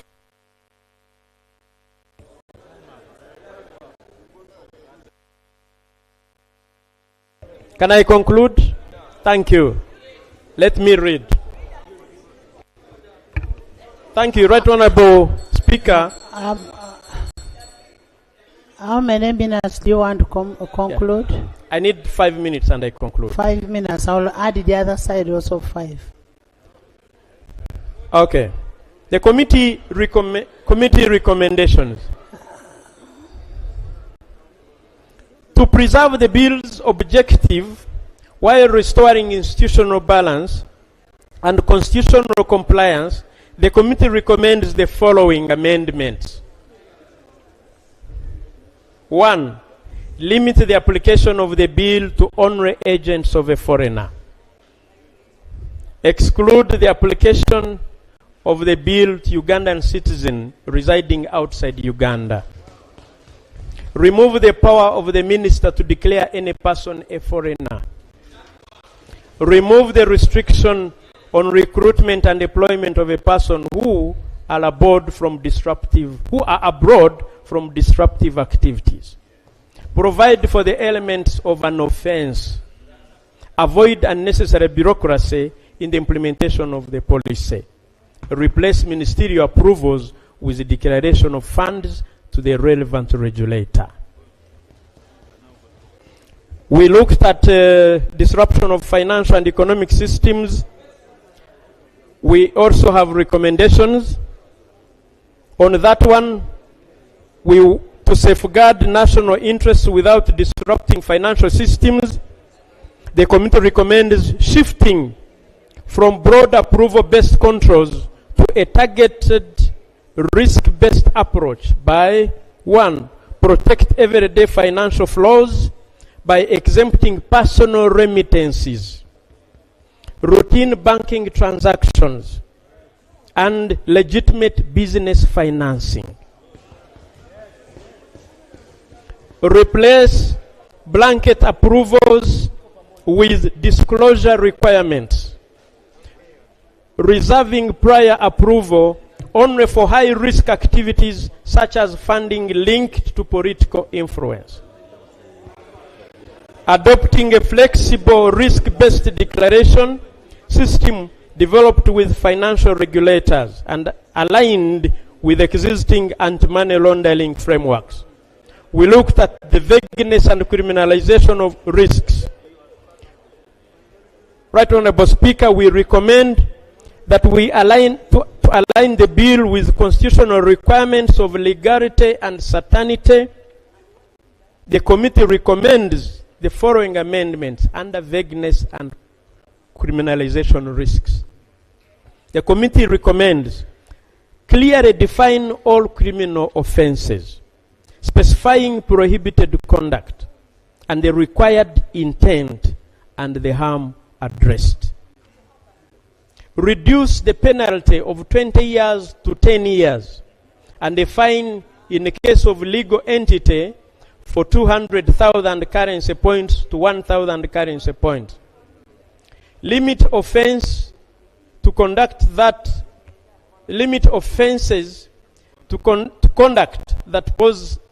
poses a real and a demonstrable threat to national interests, avoiding broad terms that may capture lawful activities.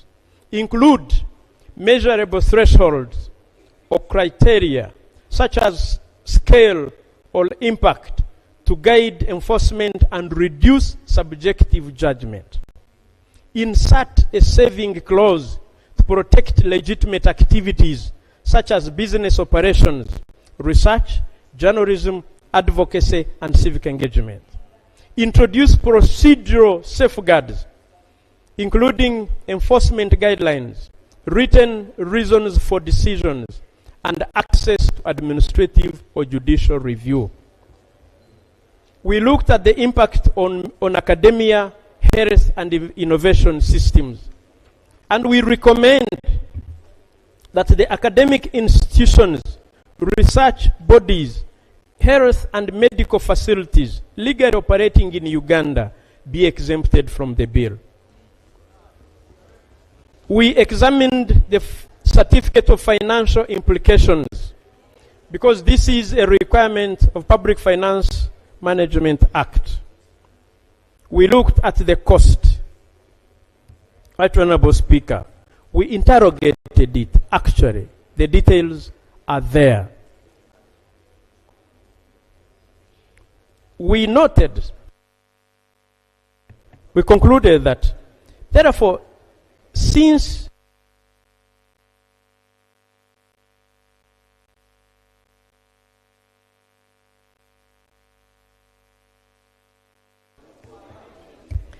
in conclusion, Right Honorable Speaker, in conclusion, the committee undertook extensive consultations, and the views received reveal a shared concern.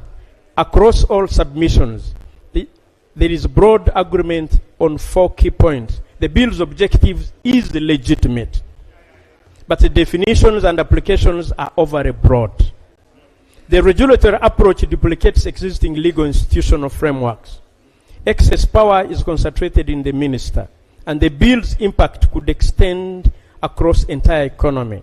In response to the above and the concerns, we interacted with the learned Attorney General again.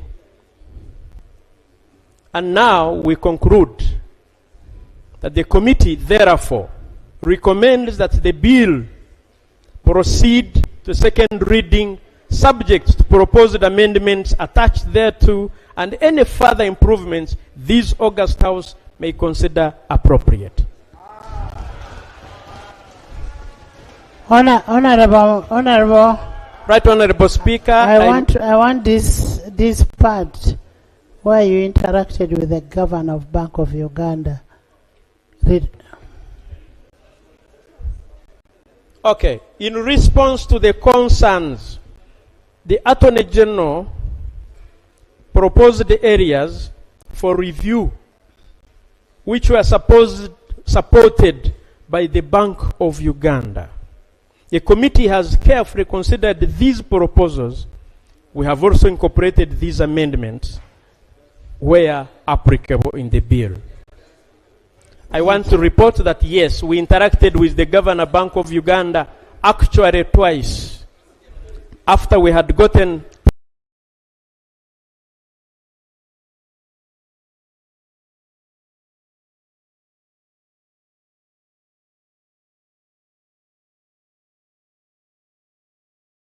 proposals.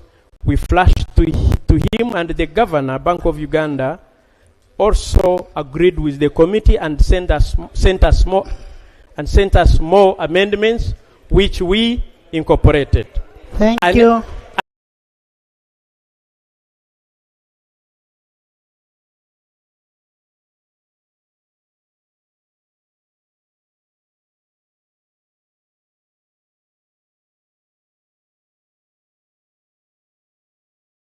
Thank you.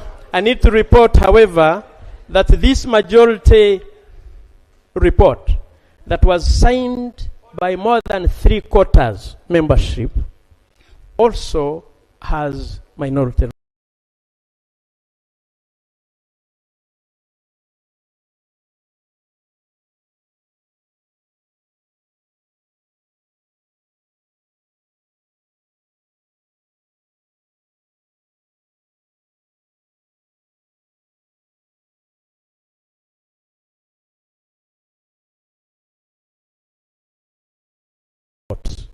In fact, because it's my duty as the reader of the majority report to report the House that we have 5 minority reports.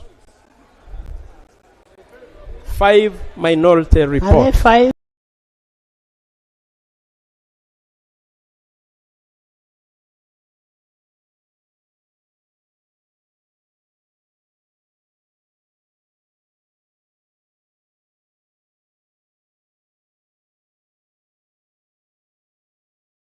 I beg to report, Thank Right you. Honorable Speaker. Thank you. Can I have now the minority report? Thank you. Thank you. Thank you. Right Honorable Speaker, I present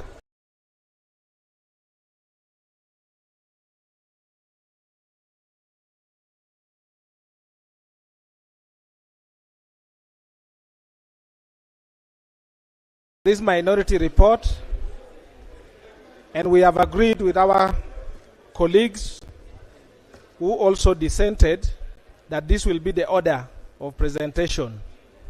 I will present first, followed by Honorable Wilfred Niwagaba, to be followed by Honorable Gilbert Olanya,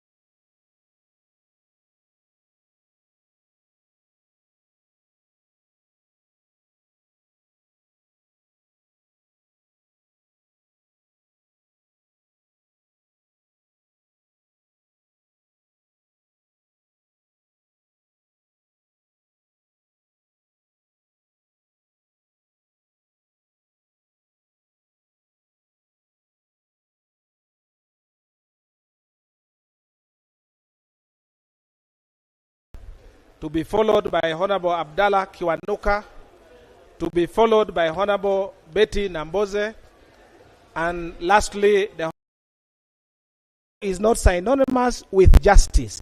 It is not always synonymous with justice.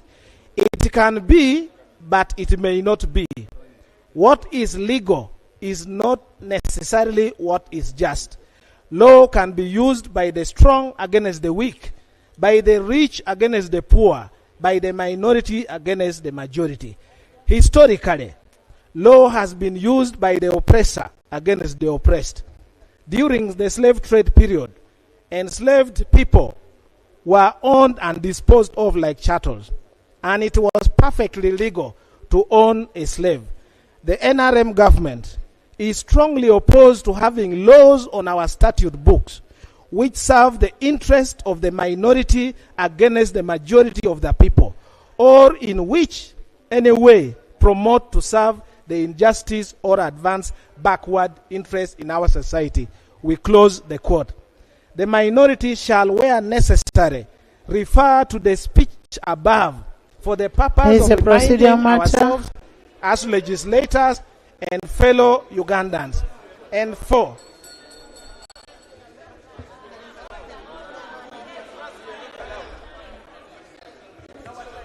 Right Honorable Speaker.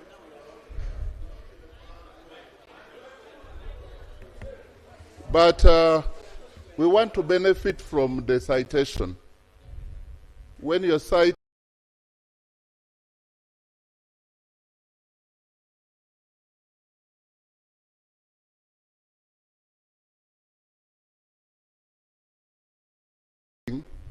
you're quoting somebody, you've stated the date, you could also tell us where that speech was You made. can find the source.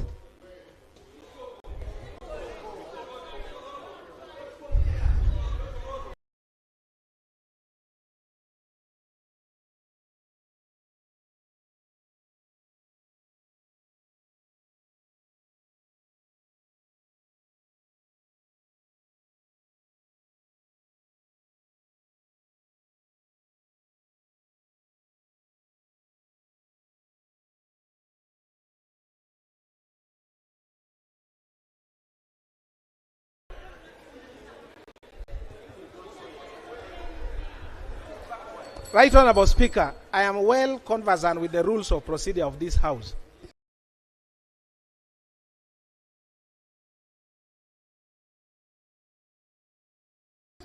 That's why I've confined myself to this report.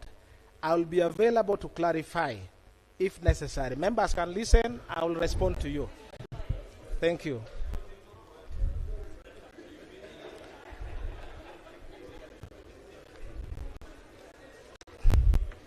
The minority report, where necessary, shall refer to the speech above for the purpose of reminding ourselves as legislators and fellow Ugandans. Can I have a copy? Yeah. Me, I don't. Me, I'm analog.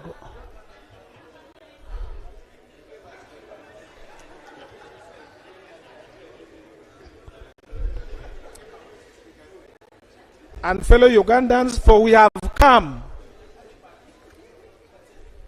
from the far, we have come, and the apparent U-turns and reversals that are being made for whatever reasons being advanced, which reasons have no place in shaping the sovereignty of the people of Uganda. Areas of dissent and statement of reasons for dissent. Area 3.1, violations of the rules of procedure of Parliament. Madam Speaker, during the consideration of the Protection of Sovereignty Bill 2026, the co-chairpersons violated several provisions of the rules of procedure of Parliament of Uganda. Rule 135 of the rules of procedure is instructive on reference of a bill to the committee as follows. Sub-rule 1, whenever the bill is read for the first time in the House, the bill shall be referred to the appropriate committee appointed under these rules. Sub-rule 2, the committee shall examine the bill in detail and make all such inquiries in relation to the bill as the committee considers expedient or necessary, and report to the House within 45 days from the date the bill is referred. 3, except in the cases of very minor amendments and subject to Rule 138, all proposed amendments to a bill referred to the committee shall be presented to the committee by the person proposing the amendment, and the committee shall scrutinize the amendment together with the bill. 4, the committee may propose and accept proposed amendments in the bill as the committee considers necessary, if the amendments, including new clauses and new schedule, are relevant to the bill. The minority observes that the committee violated sub-rules 2 and 3 in as far as it did not examine the bill in detail and further did not make all such inquiries in relation to the bill. In the view of the minority, the decision of the committee through a vote on a motion by Honorable Fox Odoi Oyelowo for an omnibus adoption of all clauses of the bill and the amendment by the learned Attorney General without examination and inquiry violated Rule 135. The minority, Madam Speaker, also observed that the Protection of Sovereignty Bill 2026 was proposed by the Minister of Internal Affairs, Major General Retired Kahinda Otafire. Sub-Rule 3 restricts the latitude to propose substantial amendment to only the mover of the bill, which is the Minister of Internal Affairs. Only minor amendments may be proposed by any other person who is not the proposer to the bill. With all due respect, the learned Attorney General proposed 18 amendments, all quite substantial in nature, which amendments the majority unilaterally adopted and relied on to pass the bill in the committee. The committee sought to have rejected the committee ought to have rejected the substantial amendment proposed by the learned Attorney General outrightly. To even make it worse, Madam Speaker, the new amendments were laid before the committee in form of a new bill. Rule 135, Sub-Rule 1, confines the committee to a bill read for the first time in the House and referred to the committee. The committee is stopped from directly receiving bills not read in the House and referred to it by fraudulently bypassing this House and smuggling an amended version of the bill to the committee, an illegality that goes to the root of parliamentary procedure and practice was committed and cannot be cured by any explanation at all. Madam Speaker, the minority further observes that no sooner had the learned Attorney General purported to present the amended Protection of Sovereignty Bill 2026 to the committee at about 12 noon on Thursday, 30th April 2026, than His Excellency the President, through his address to Ugandans at about 4 p.m. on the same day, withdrew instructions from the learned Attorney General. Instead, President publicly assigned Honorable Dennis Amson Obua to ensure that the bill concentrates on what he calls sovereignty of policy decision making. In the practice of law, there is nothing professional as humiliating as a client withdrawing instructions from you and sharing it out with the public outright. No wonder, since then, neither the Attorney General nor the Minister of Internal Affairs ever attempted to appear before the committee or the House. The House must therefore not entertain the two on anything to do with the Protection of Sovereignty Bill 2026, since the President withdrew the vote of confidence in them. The minority, Madam Speaker, formed the view that Honorable Obua Hamson, having been given fresh instructions as per the written expression of the President, ought to have immediately sought audience with the committee to present the instructions given to him. Was it an instruction to withdraw the bill, or what was it? Despite the insistence of the minority to invite the Honorable Hamson Obua under Rule 135 Sub-Rule 2 to make all such inquiries in relation to the bill, as this was the most expedient, the co-chairpersons, Honorable Kajwenje Wilson. Honorable Gianna, sorry for interruption. My presumption is that when you bring a minority, you bring your points of departure, not procedure.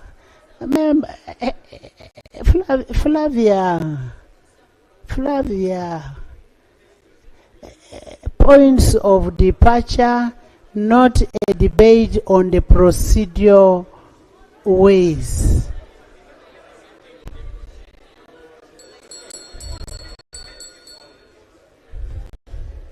Madam Speaker, respectfully, this is one of the points of departure that I had.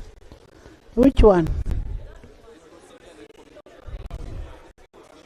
Which one? Under subheading 3.1, I said areas of dissent and statement for reasons of dissent as provided in the rules. The first was violations of the rules of procedure of Parliament.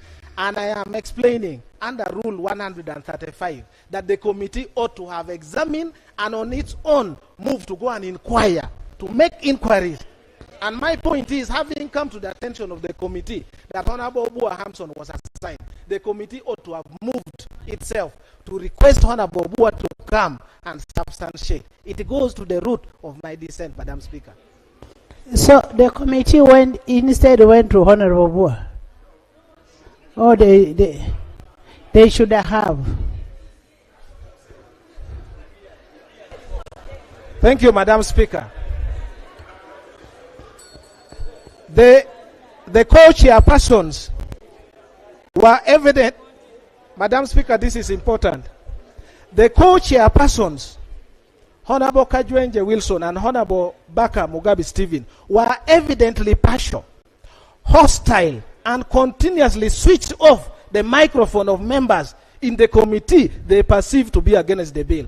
Contrary to the established practices of availing physical copies of submissions of stakeholders to members of Parliament at the retreat, members of Parliament were instead told to physically get copies to members of Parliament. Instead, were told that physical copies could not be availed since Parliament was on a weekend.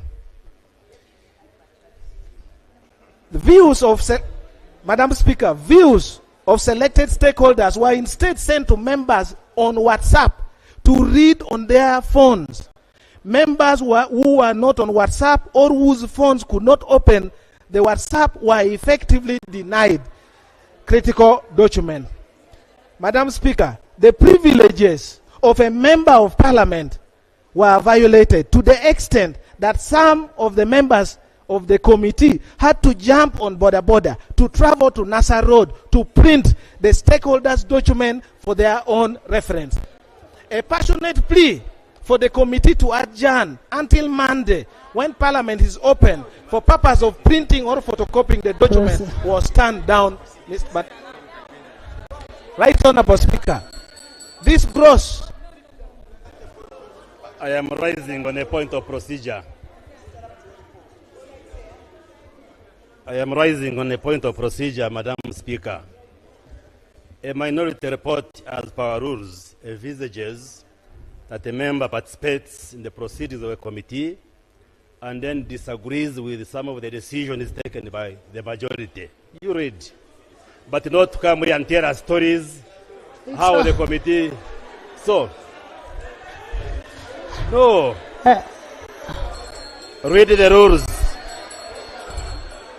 This Parliament, while debating reports, is not for storytelling. How members were seated, how they were reading, going on border. What we expect, Madam Speaker, from the minority report is where the member disagrees with the decisions of the majority report. Not to waste time of Parliament talking as if he's just reading a story. So is the honorable friend of mine proceeding correctly by wasting our time as Parliament instead of being straight. Honorable Dur, Jonah, I am actually enjoying your story. You continue with the story. Please. Let's continue. Let's listen to the story.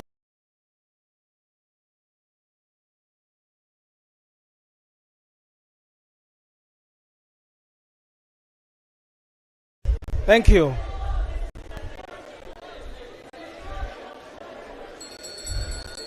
Right Honourable Speaker, this gross abuse of authority with utmost impunity, laced with shameless sycophancy, is highly condemned.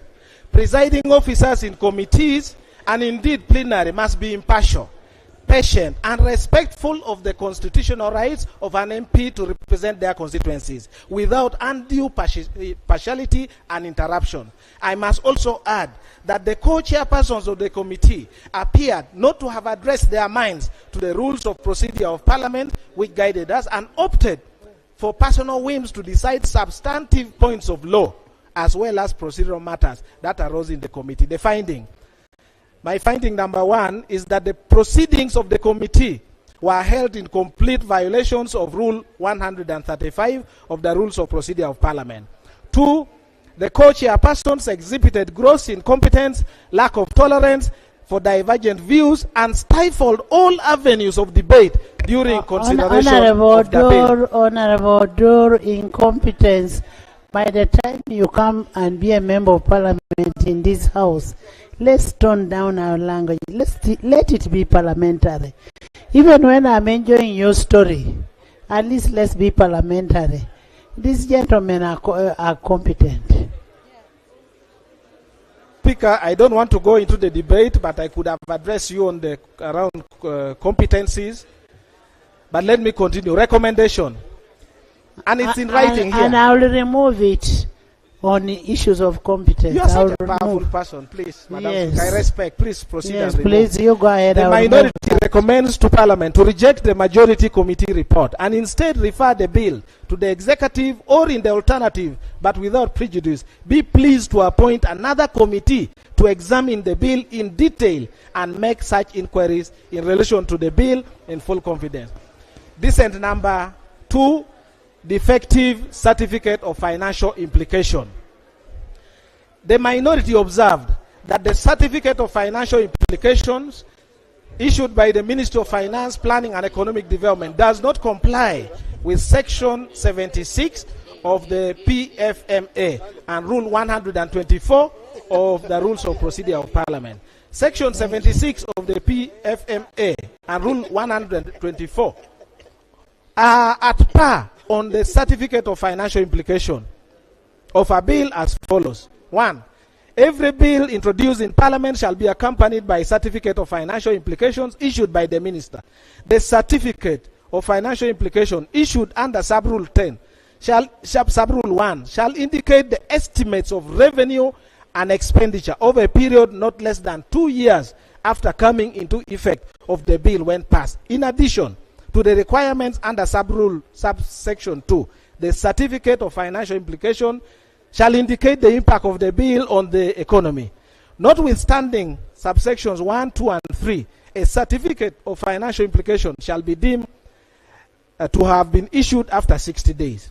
The minority examined the certificate of financial implication issued on 15 April 2026 by the Ministry of Finance, Planning and Economic Development, signed by Amos Lugolobi, MP, Minister of State for Finance, Planning and Economic Development. In the certificate, under paragraph 5 on impact of the economy, the Honorable Lugolobi states as follows: the proposed bill is expected to strengthen Uganda's policy autonomy and national security architecture, improve coherence in the management of foreign aid and foreign funded activities, and support stability in governance and public order. These outcomes are expected to contribute to a more secure environment and implementation of government programs and long-term national development.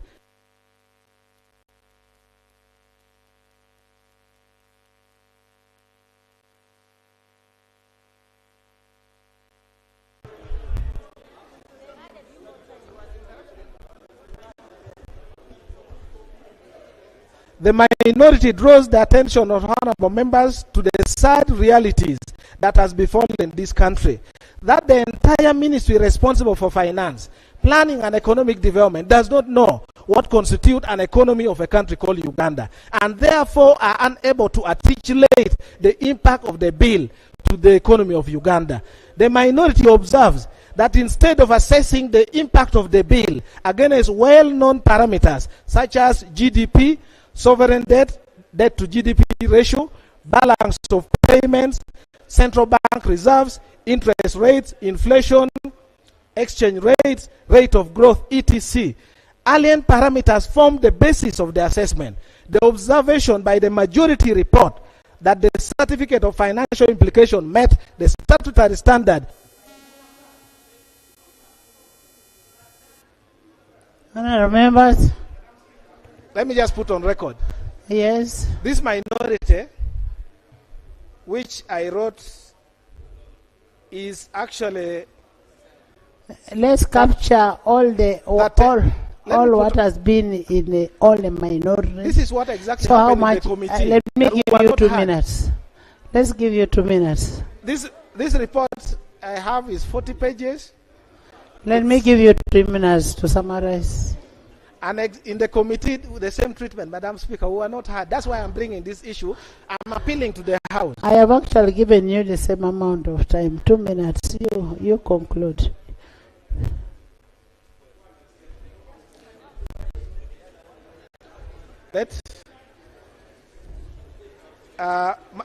Madam Speaker, I want to put on the record that I cannot conclude in the 3 minutes you have given me, but I appreciate it. If it is your ruling that this report stops at this level, I have no problem. I respectfully submit, and then I can leave, because there is no way I can. And I wanted just to finally, because as you also know, this may be possibly the last time some of us may be in this parliament.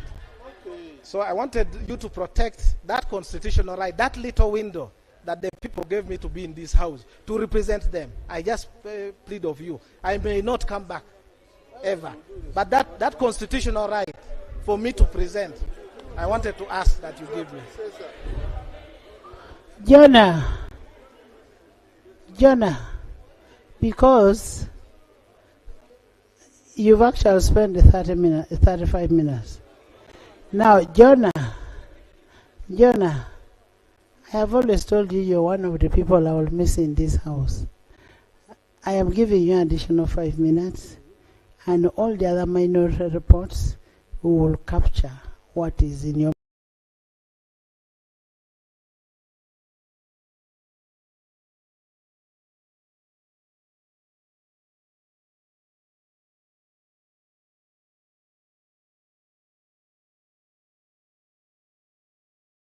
report, because the time has been taken. Yes.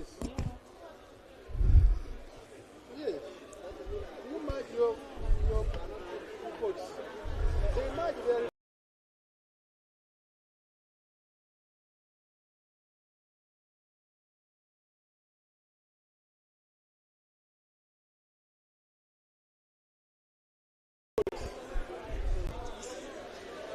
Right Honorable Speaker.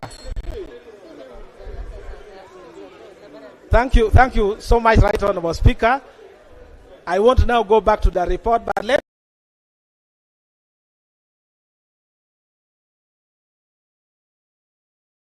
the record capture that when I appeared in the committee, and you have designated me, Madam Speaker, as a member of Parliament to sit in the committee of the legal. In the joint committee, I was not given the opportunity. The same treatment, and that's why I thought this House would allow me to present. So with that, let me just put on the record that that the 5 minutes that you have given to me is not enough for me to present this. And I thank you, and probably take the opportunity to conclude by wishing members who are going to return to the 12th Parliament good luck in their deliberation and representations. I know next week people are going to swear in. I want to wish you all the best. But without prejudice, if the committee proceeds to committee stage, the amendments that are also attached here. Yes. I beg that I will be given time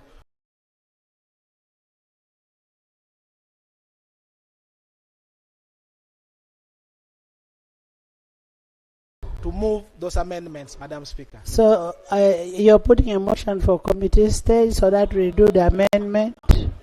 Let the record capture that I did not. I just put your note because I'd written it here. No problem, no problem. We shall consider If you had been patient and read, it was going to come in the last page.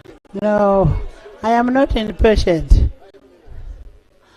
Honourable members, I gave each side 35 minutes.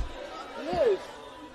Right Honourable Speaker, I believe you will give me my right as a member who prepared a minority report that was co-signed by 2 other members, Honorable Adeke Ann Ebaju for FDC, District Woman Representative for Soroti, and Honorable Asumani Basalirwa, the MP for Bujiri Municipality. And my Right Honorable Speaker, our points of dissent are in the following areas. 1, the provisions in the bill that tend to infringe the freedom of expression contrary to Article 29 of the Constitution. 2, the inconsistent mens rea, since several offenses of comparable severity, particularly clauses 8. Incidentally, this particular microphone seems to have been tampered with, and mine has, so as clauses 8, 10, and 12, and 22 that remain strict liability, while others require intentional knowledge, and creating an internal inconsistency contrary to Article 28(3) of the Constitution. I hope the answer will capture me. Yes. At Satura number 3, Satura definitions in respect of foreigner and agent of foreigner, which cross-refer to clause 2, which in itself raises Wilfred, that we will discuss that at committee stage. I will allow you to bring your issues. Number 4, Right Honourable Speaker, is on criminalization of free speech. Number 5, and most importantly, Madam Speaker, this particular bill tends to infringe Article 1 of the Constitution by, one, trying to invert the sovereignty of the people into the sovereignty of the state. Article 1 of the Constitution refers to the people of Uganda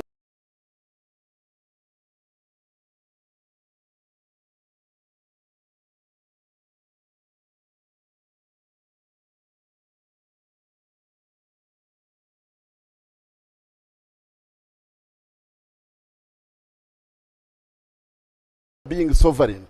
What the state has is the authority to administer. So the title of the bill itself tells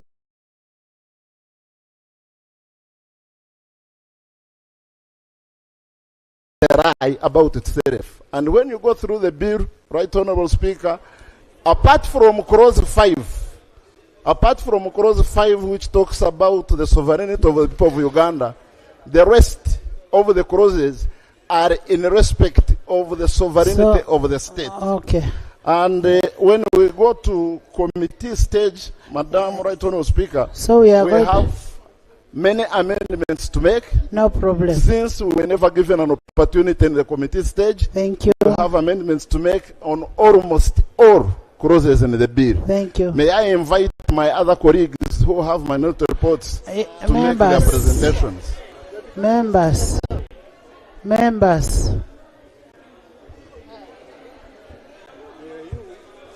Thank you.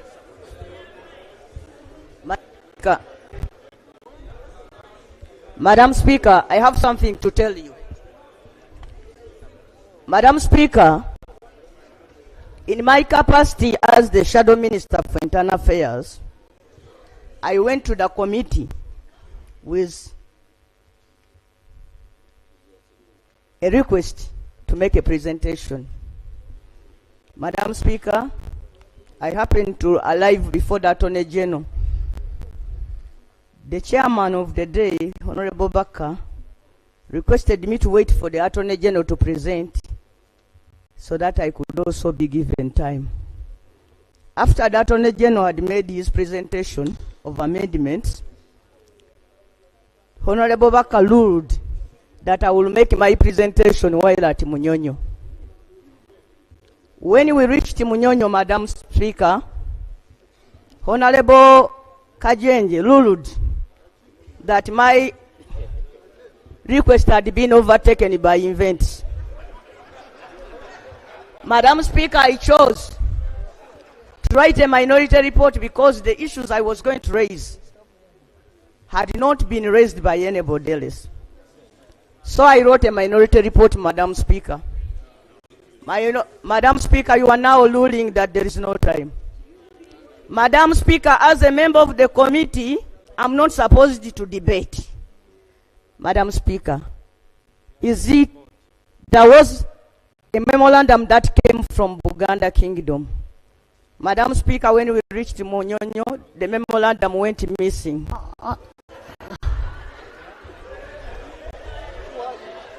Madam Speaker,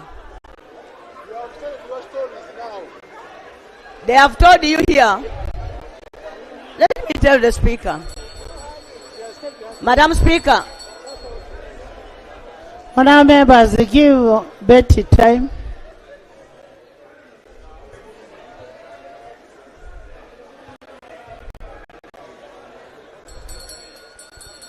Some order. Madam Speaker, I've heard the chairman telling you that when we were at Munyonyo, we heard from the Governor Bank of Uganda.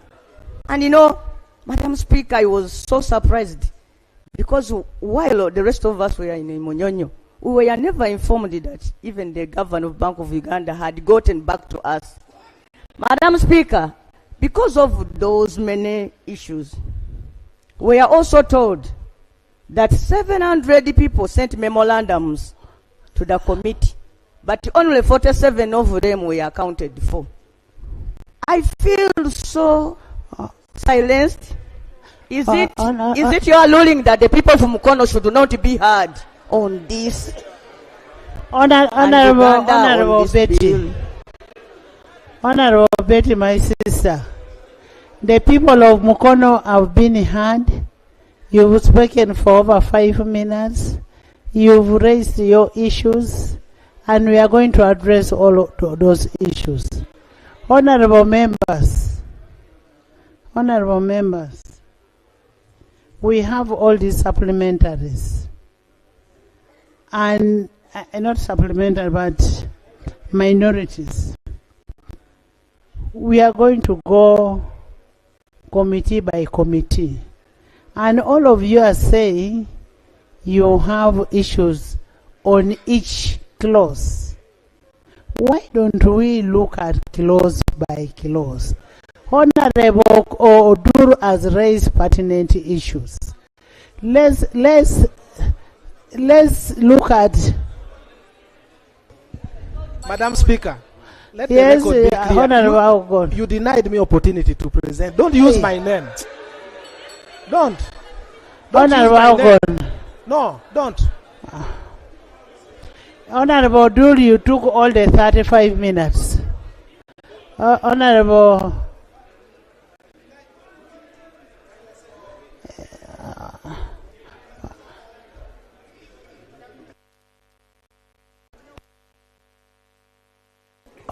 Honorable Lanya. Right, Honorable Speaker. Honorable Lanya, let me give you 5 minutes.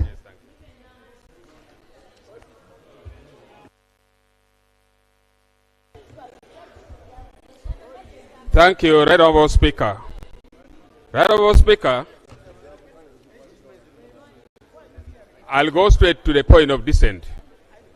Right Honorable Speaker, the minority, following Rule of Procedure 105 of Parliament, Right Honorable Speaker, the bill establishes an extensive regulatory and criminal framework governing individuals and entities classified as agents of foreigners, imposing control and funding policies, policy engagement, and civic participations. The minority observes the several provisions, raised several concerns, including the vagueness and inconsistency of definitions, an extreme and disproportionate penalty regime, infringements on freedom of expression and civic space, duplication of existing legal framework, and the absence of commencement and the transitional provisions and duplications of the existing legal framework. Right Honorable Speaker, when the committee engaged with many entities, you recall we engaged with about 53 entities. Out of the 53 entities, 52 were in support of this bill.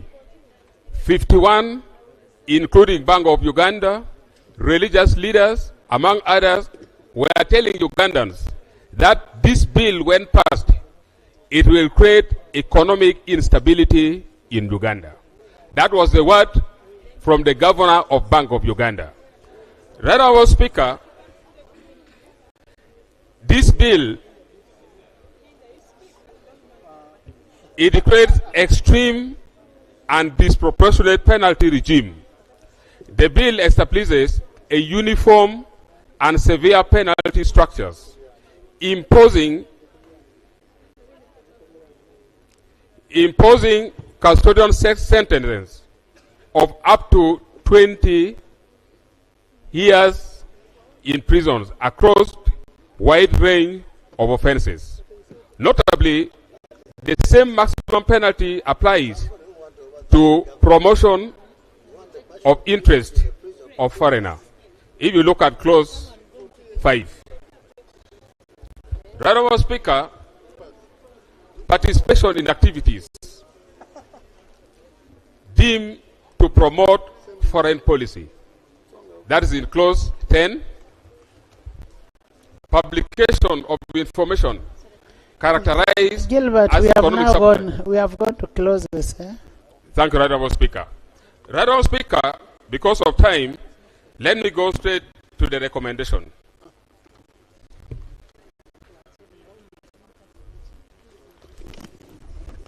Right, Honourable Speaker, this minority came out with the following recommendations. Having engaged and got many views from Ugandans, the minority recommends that the House does not pass the bill in its present form. 2, the bill be withdrawn and remitted for comprehensive redrafting. 3, a revised bill should provide clear and precise definitions, establish a proportionate penalty regime, align with existing legal frameworks, be supported by a credible economic and fiscal analysis, and finally, be subjected to broad stakeholders' consultation. Right, Honourable Speaker, the view of the minority is that the bill should be withdrawn. I beg to move. Honourable Betty. Betty, 5 minutes. Thank you, Right Honourable Speaker. Right Honourable Speaker,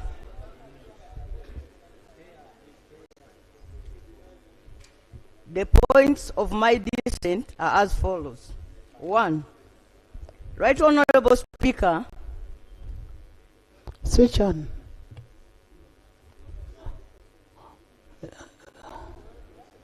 Switch on. Right Honourable Speaker, it is my opinion that there hasn't been enough public hearing according to this bill. Right Honourable Speaker,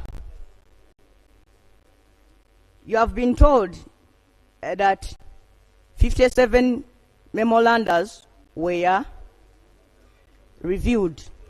But the fact of the matter, Right Honourable Speaker, is that the committee received over 700 memorandums.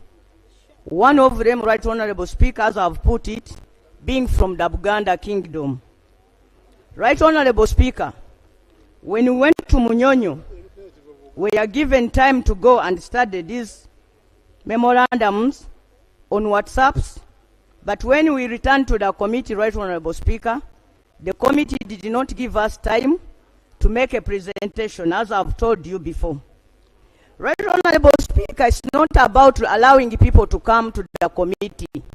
The purpose of the people coming to the committee is to give their opinion space that the people should be heard. But we are handling, my point of dissent is that the committee ruled in favor of only 2 people out of the 700 who opposed the bill, Right Honourable Speaker. Right Honourable Speaker, we are here fidgeting with time. This is not legislation. The committee is always given up to 245 days, according to our rule of procedure 135. Not 200. 45 days. But if you get a committee which is efficient like yours, it can even do it. It wasn't efficient, Madam Speaker. Even the problem of time can even be seen while we are here, Right Honourable Speaker. Right Honourable Speaker, my request is that the 11th Parliament stops behaving as if it is the last Parliament Uganda will ever have. There will be other parliaments that will come after this Parliament, Right Honourable Speaker. And Right Honourable Speaker, we are so honored that you will also be in that next Parliament, Right Honourable Speaker. No, I can. My recommendation, Right Honourable Speaker. I can choose not to be because I have. You already there because we have been talking to Mau.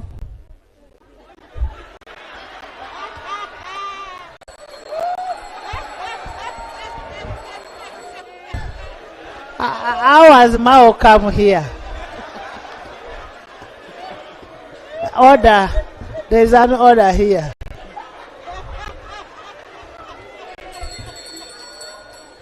There is an order.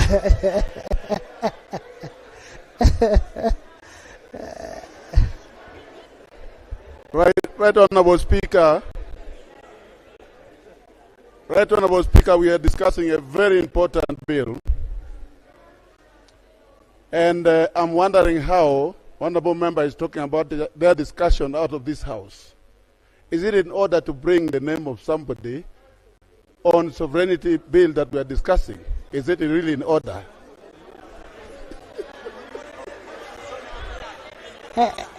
Do you want to tell us is that he's an agent of foreigners? No, the person they mentioned the name. Yes. Right Honorable Speaker. Betty, finish. Right Honorable Speaker, the other point of dissent is on the issue of interpretation, Right Honorable Speaker. The law refers to the interest of Uganda. However, when you go into the interpretation, the interest of Uganda has not been defined. It also talks about the interest of the foreigner, which is also undefined. It also talks about government policy. That is on interpretation on clause. Interpretation, Right so Honorable you will Speaker. bring your idea when you are in that clause. I thought, Right Honorable Speaker, you had allowed me to present my report. No, what I'm saying, we will expect your idea on that clause, what you think, the amendment you want. Madam Speaker, first of all, I'm a member of the committee who is not supposed to contribute to debate. No. Two, Right Honorable Speaker, you gave me an opportunity to make a presentation. Honorable and Betty, I was so thankful that Honorable you gave me Betty, I am only advising you that when we reach that clause,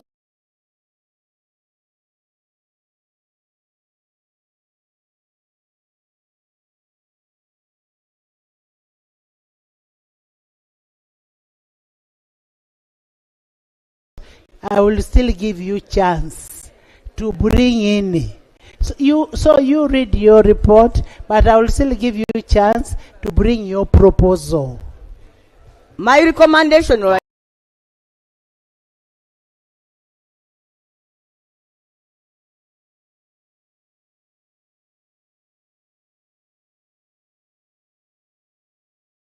Are we speaking in the same English?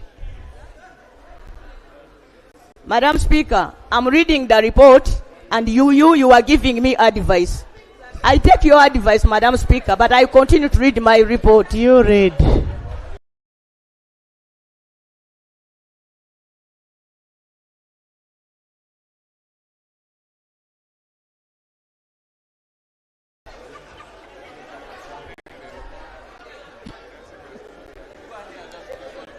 Yes. I seek for your protection. You finish. You continue that.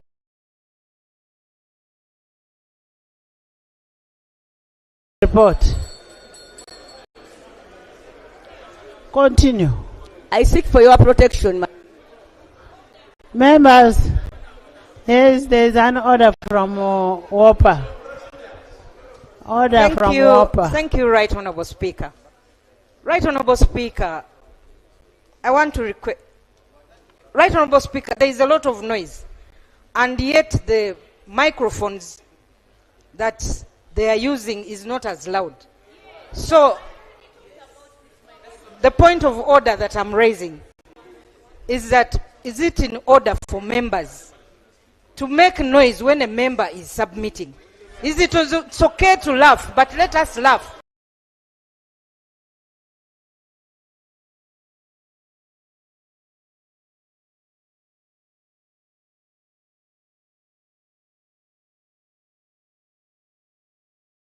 And allow the member to read her report.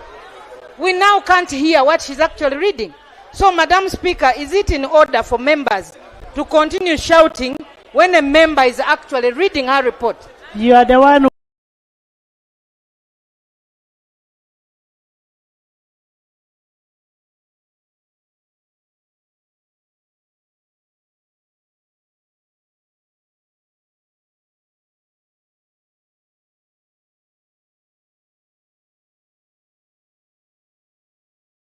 is actually who was shouting.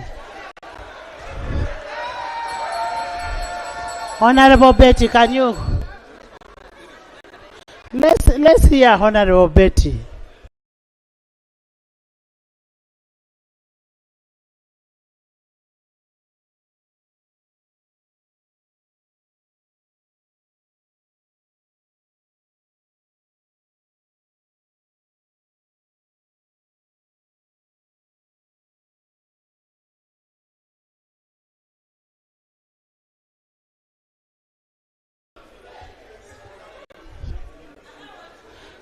All members, can we listen to Honorable Betty?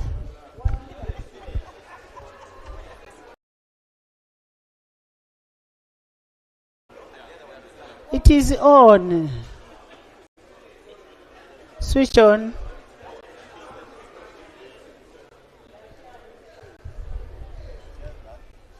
Thank you, Right Honorable Speaker. I don't know why this particular microphone is low.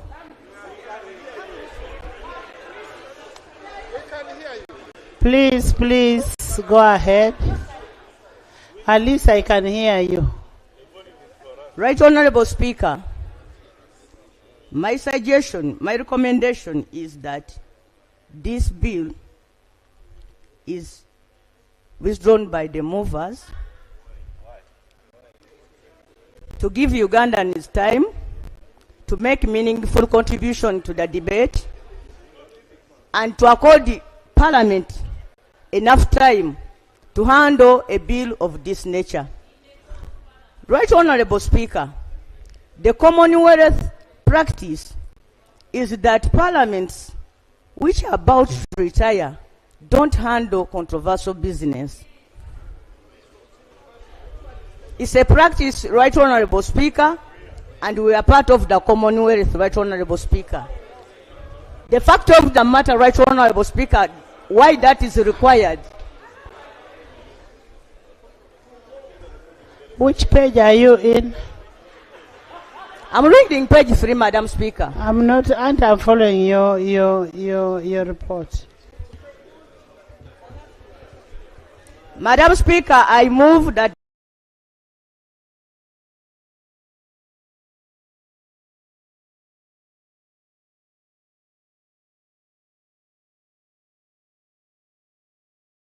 this House finds that this bill violates the Constitution, rules of procedure, and the Parliamentary Convention, and that this House declares that the denial of the main report offends Rule 245 and 215. 214 and 215. 214 and 215.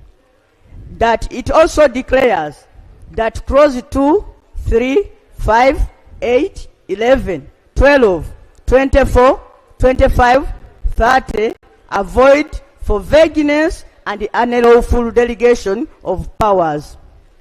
That this Parliament rejects the joint report, the joint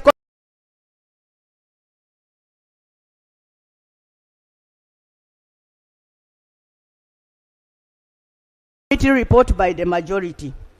I therefore also recommend that the movers of the bill withdraw the bill under Rule 141, defer the subject to the 12th Parliament with proper consultation, direct that any future bill must affirm the sovereignty in the people under Article 1, define all key terms. First of all, Rule 141 is on procedure of selection.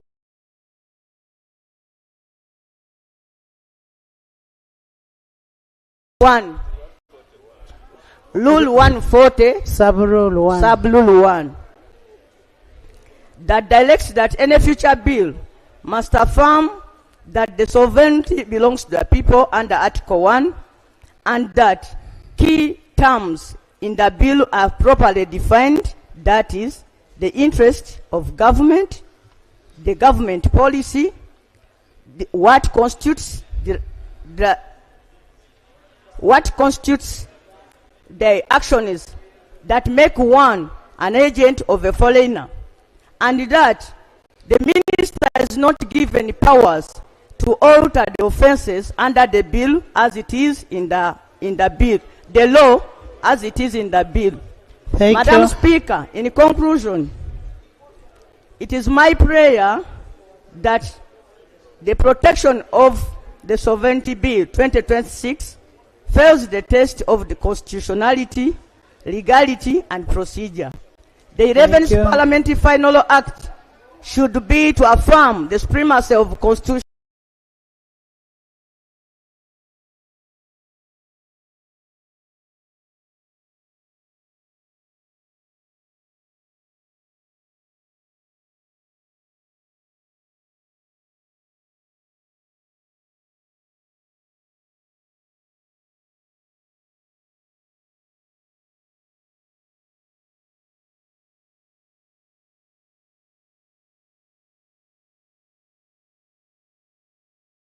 Not to legislate excessively. I so pray. Thank you. Yes, there is procedure.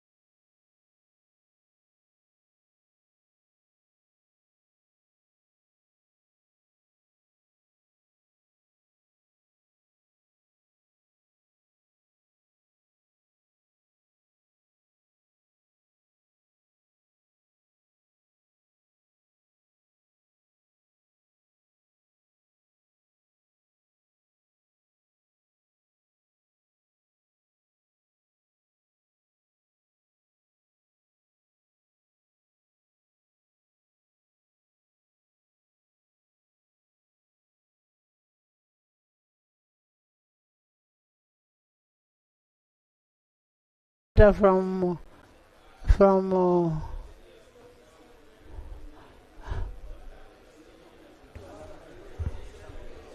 Right Honorable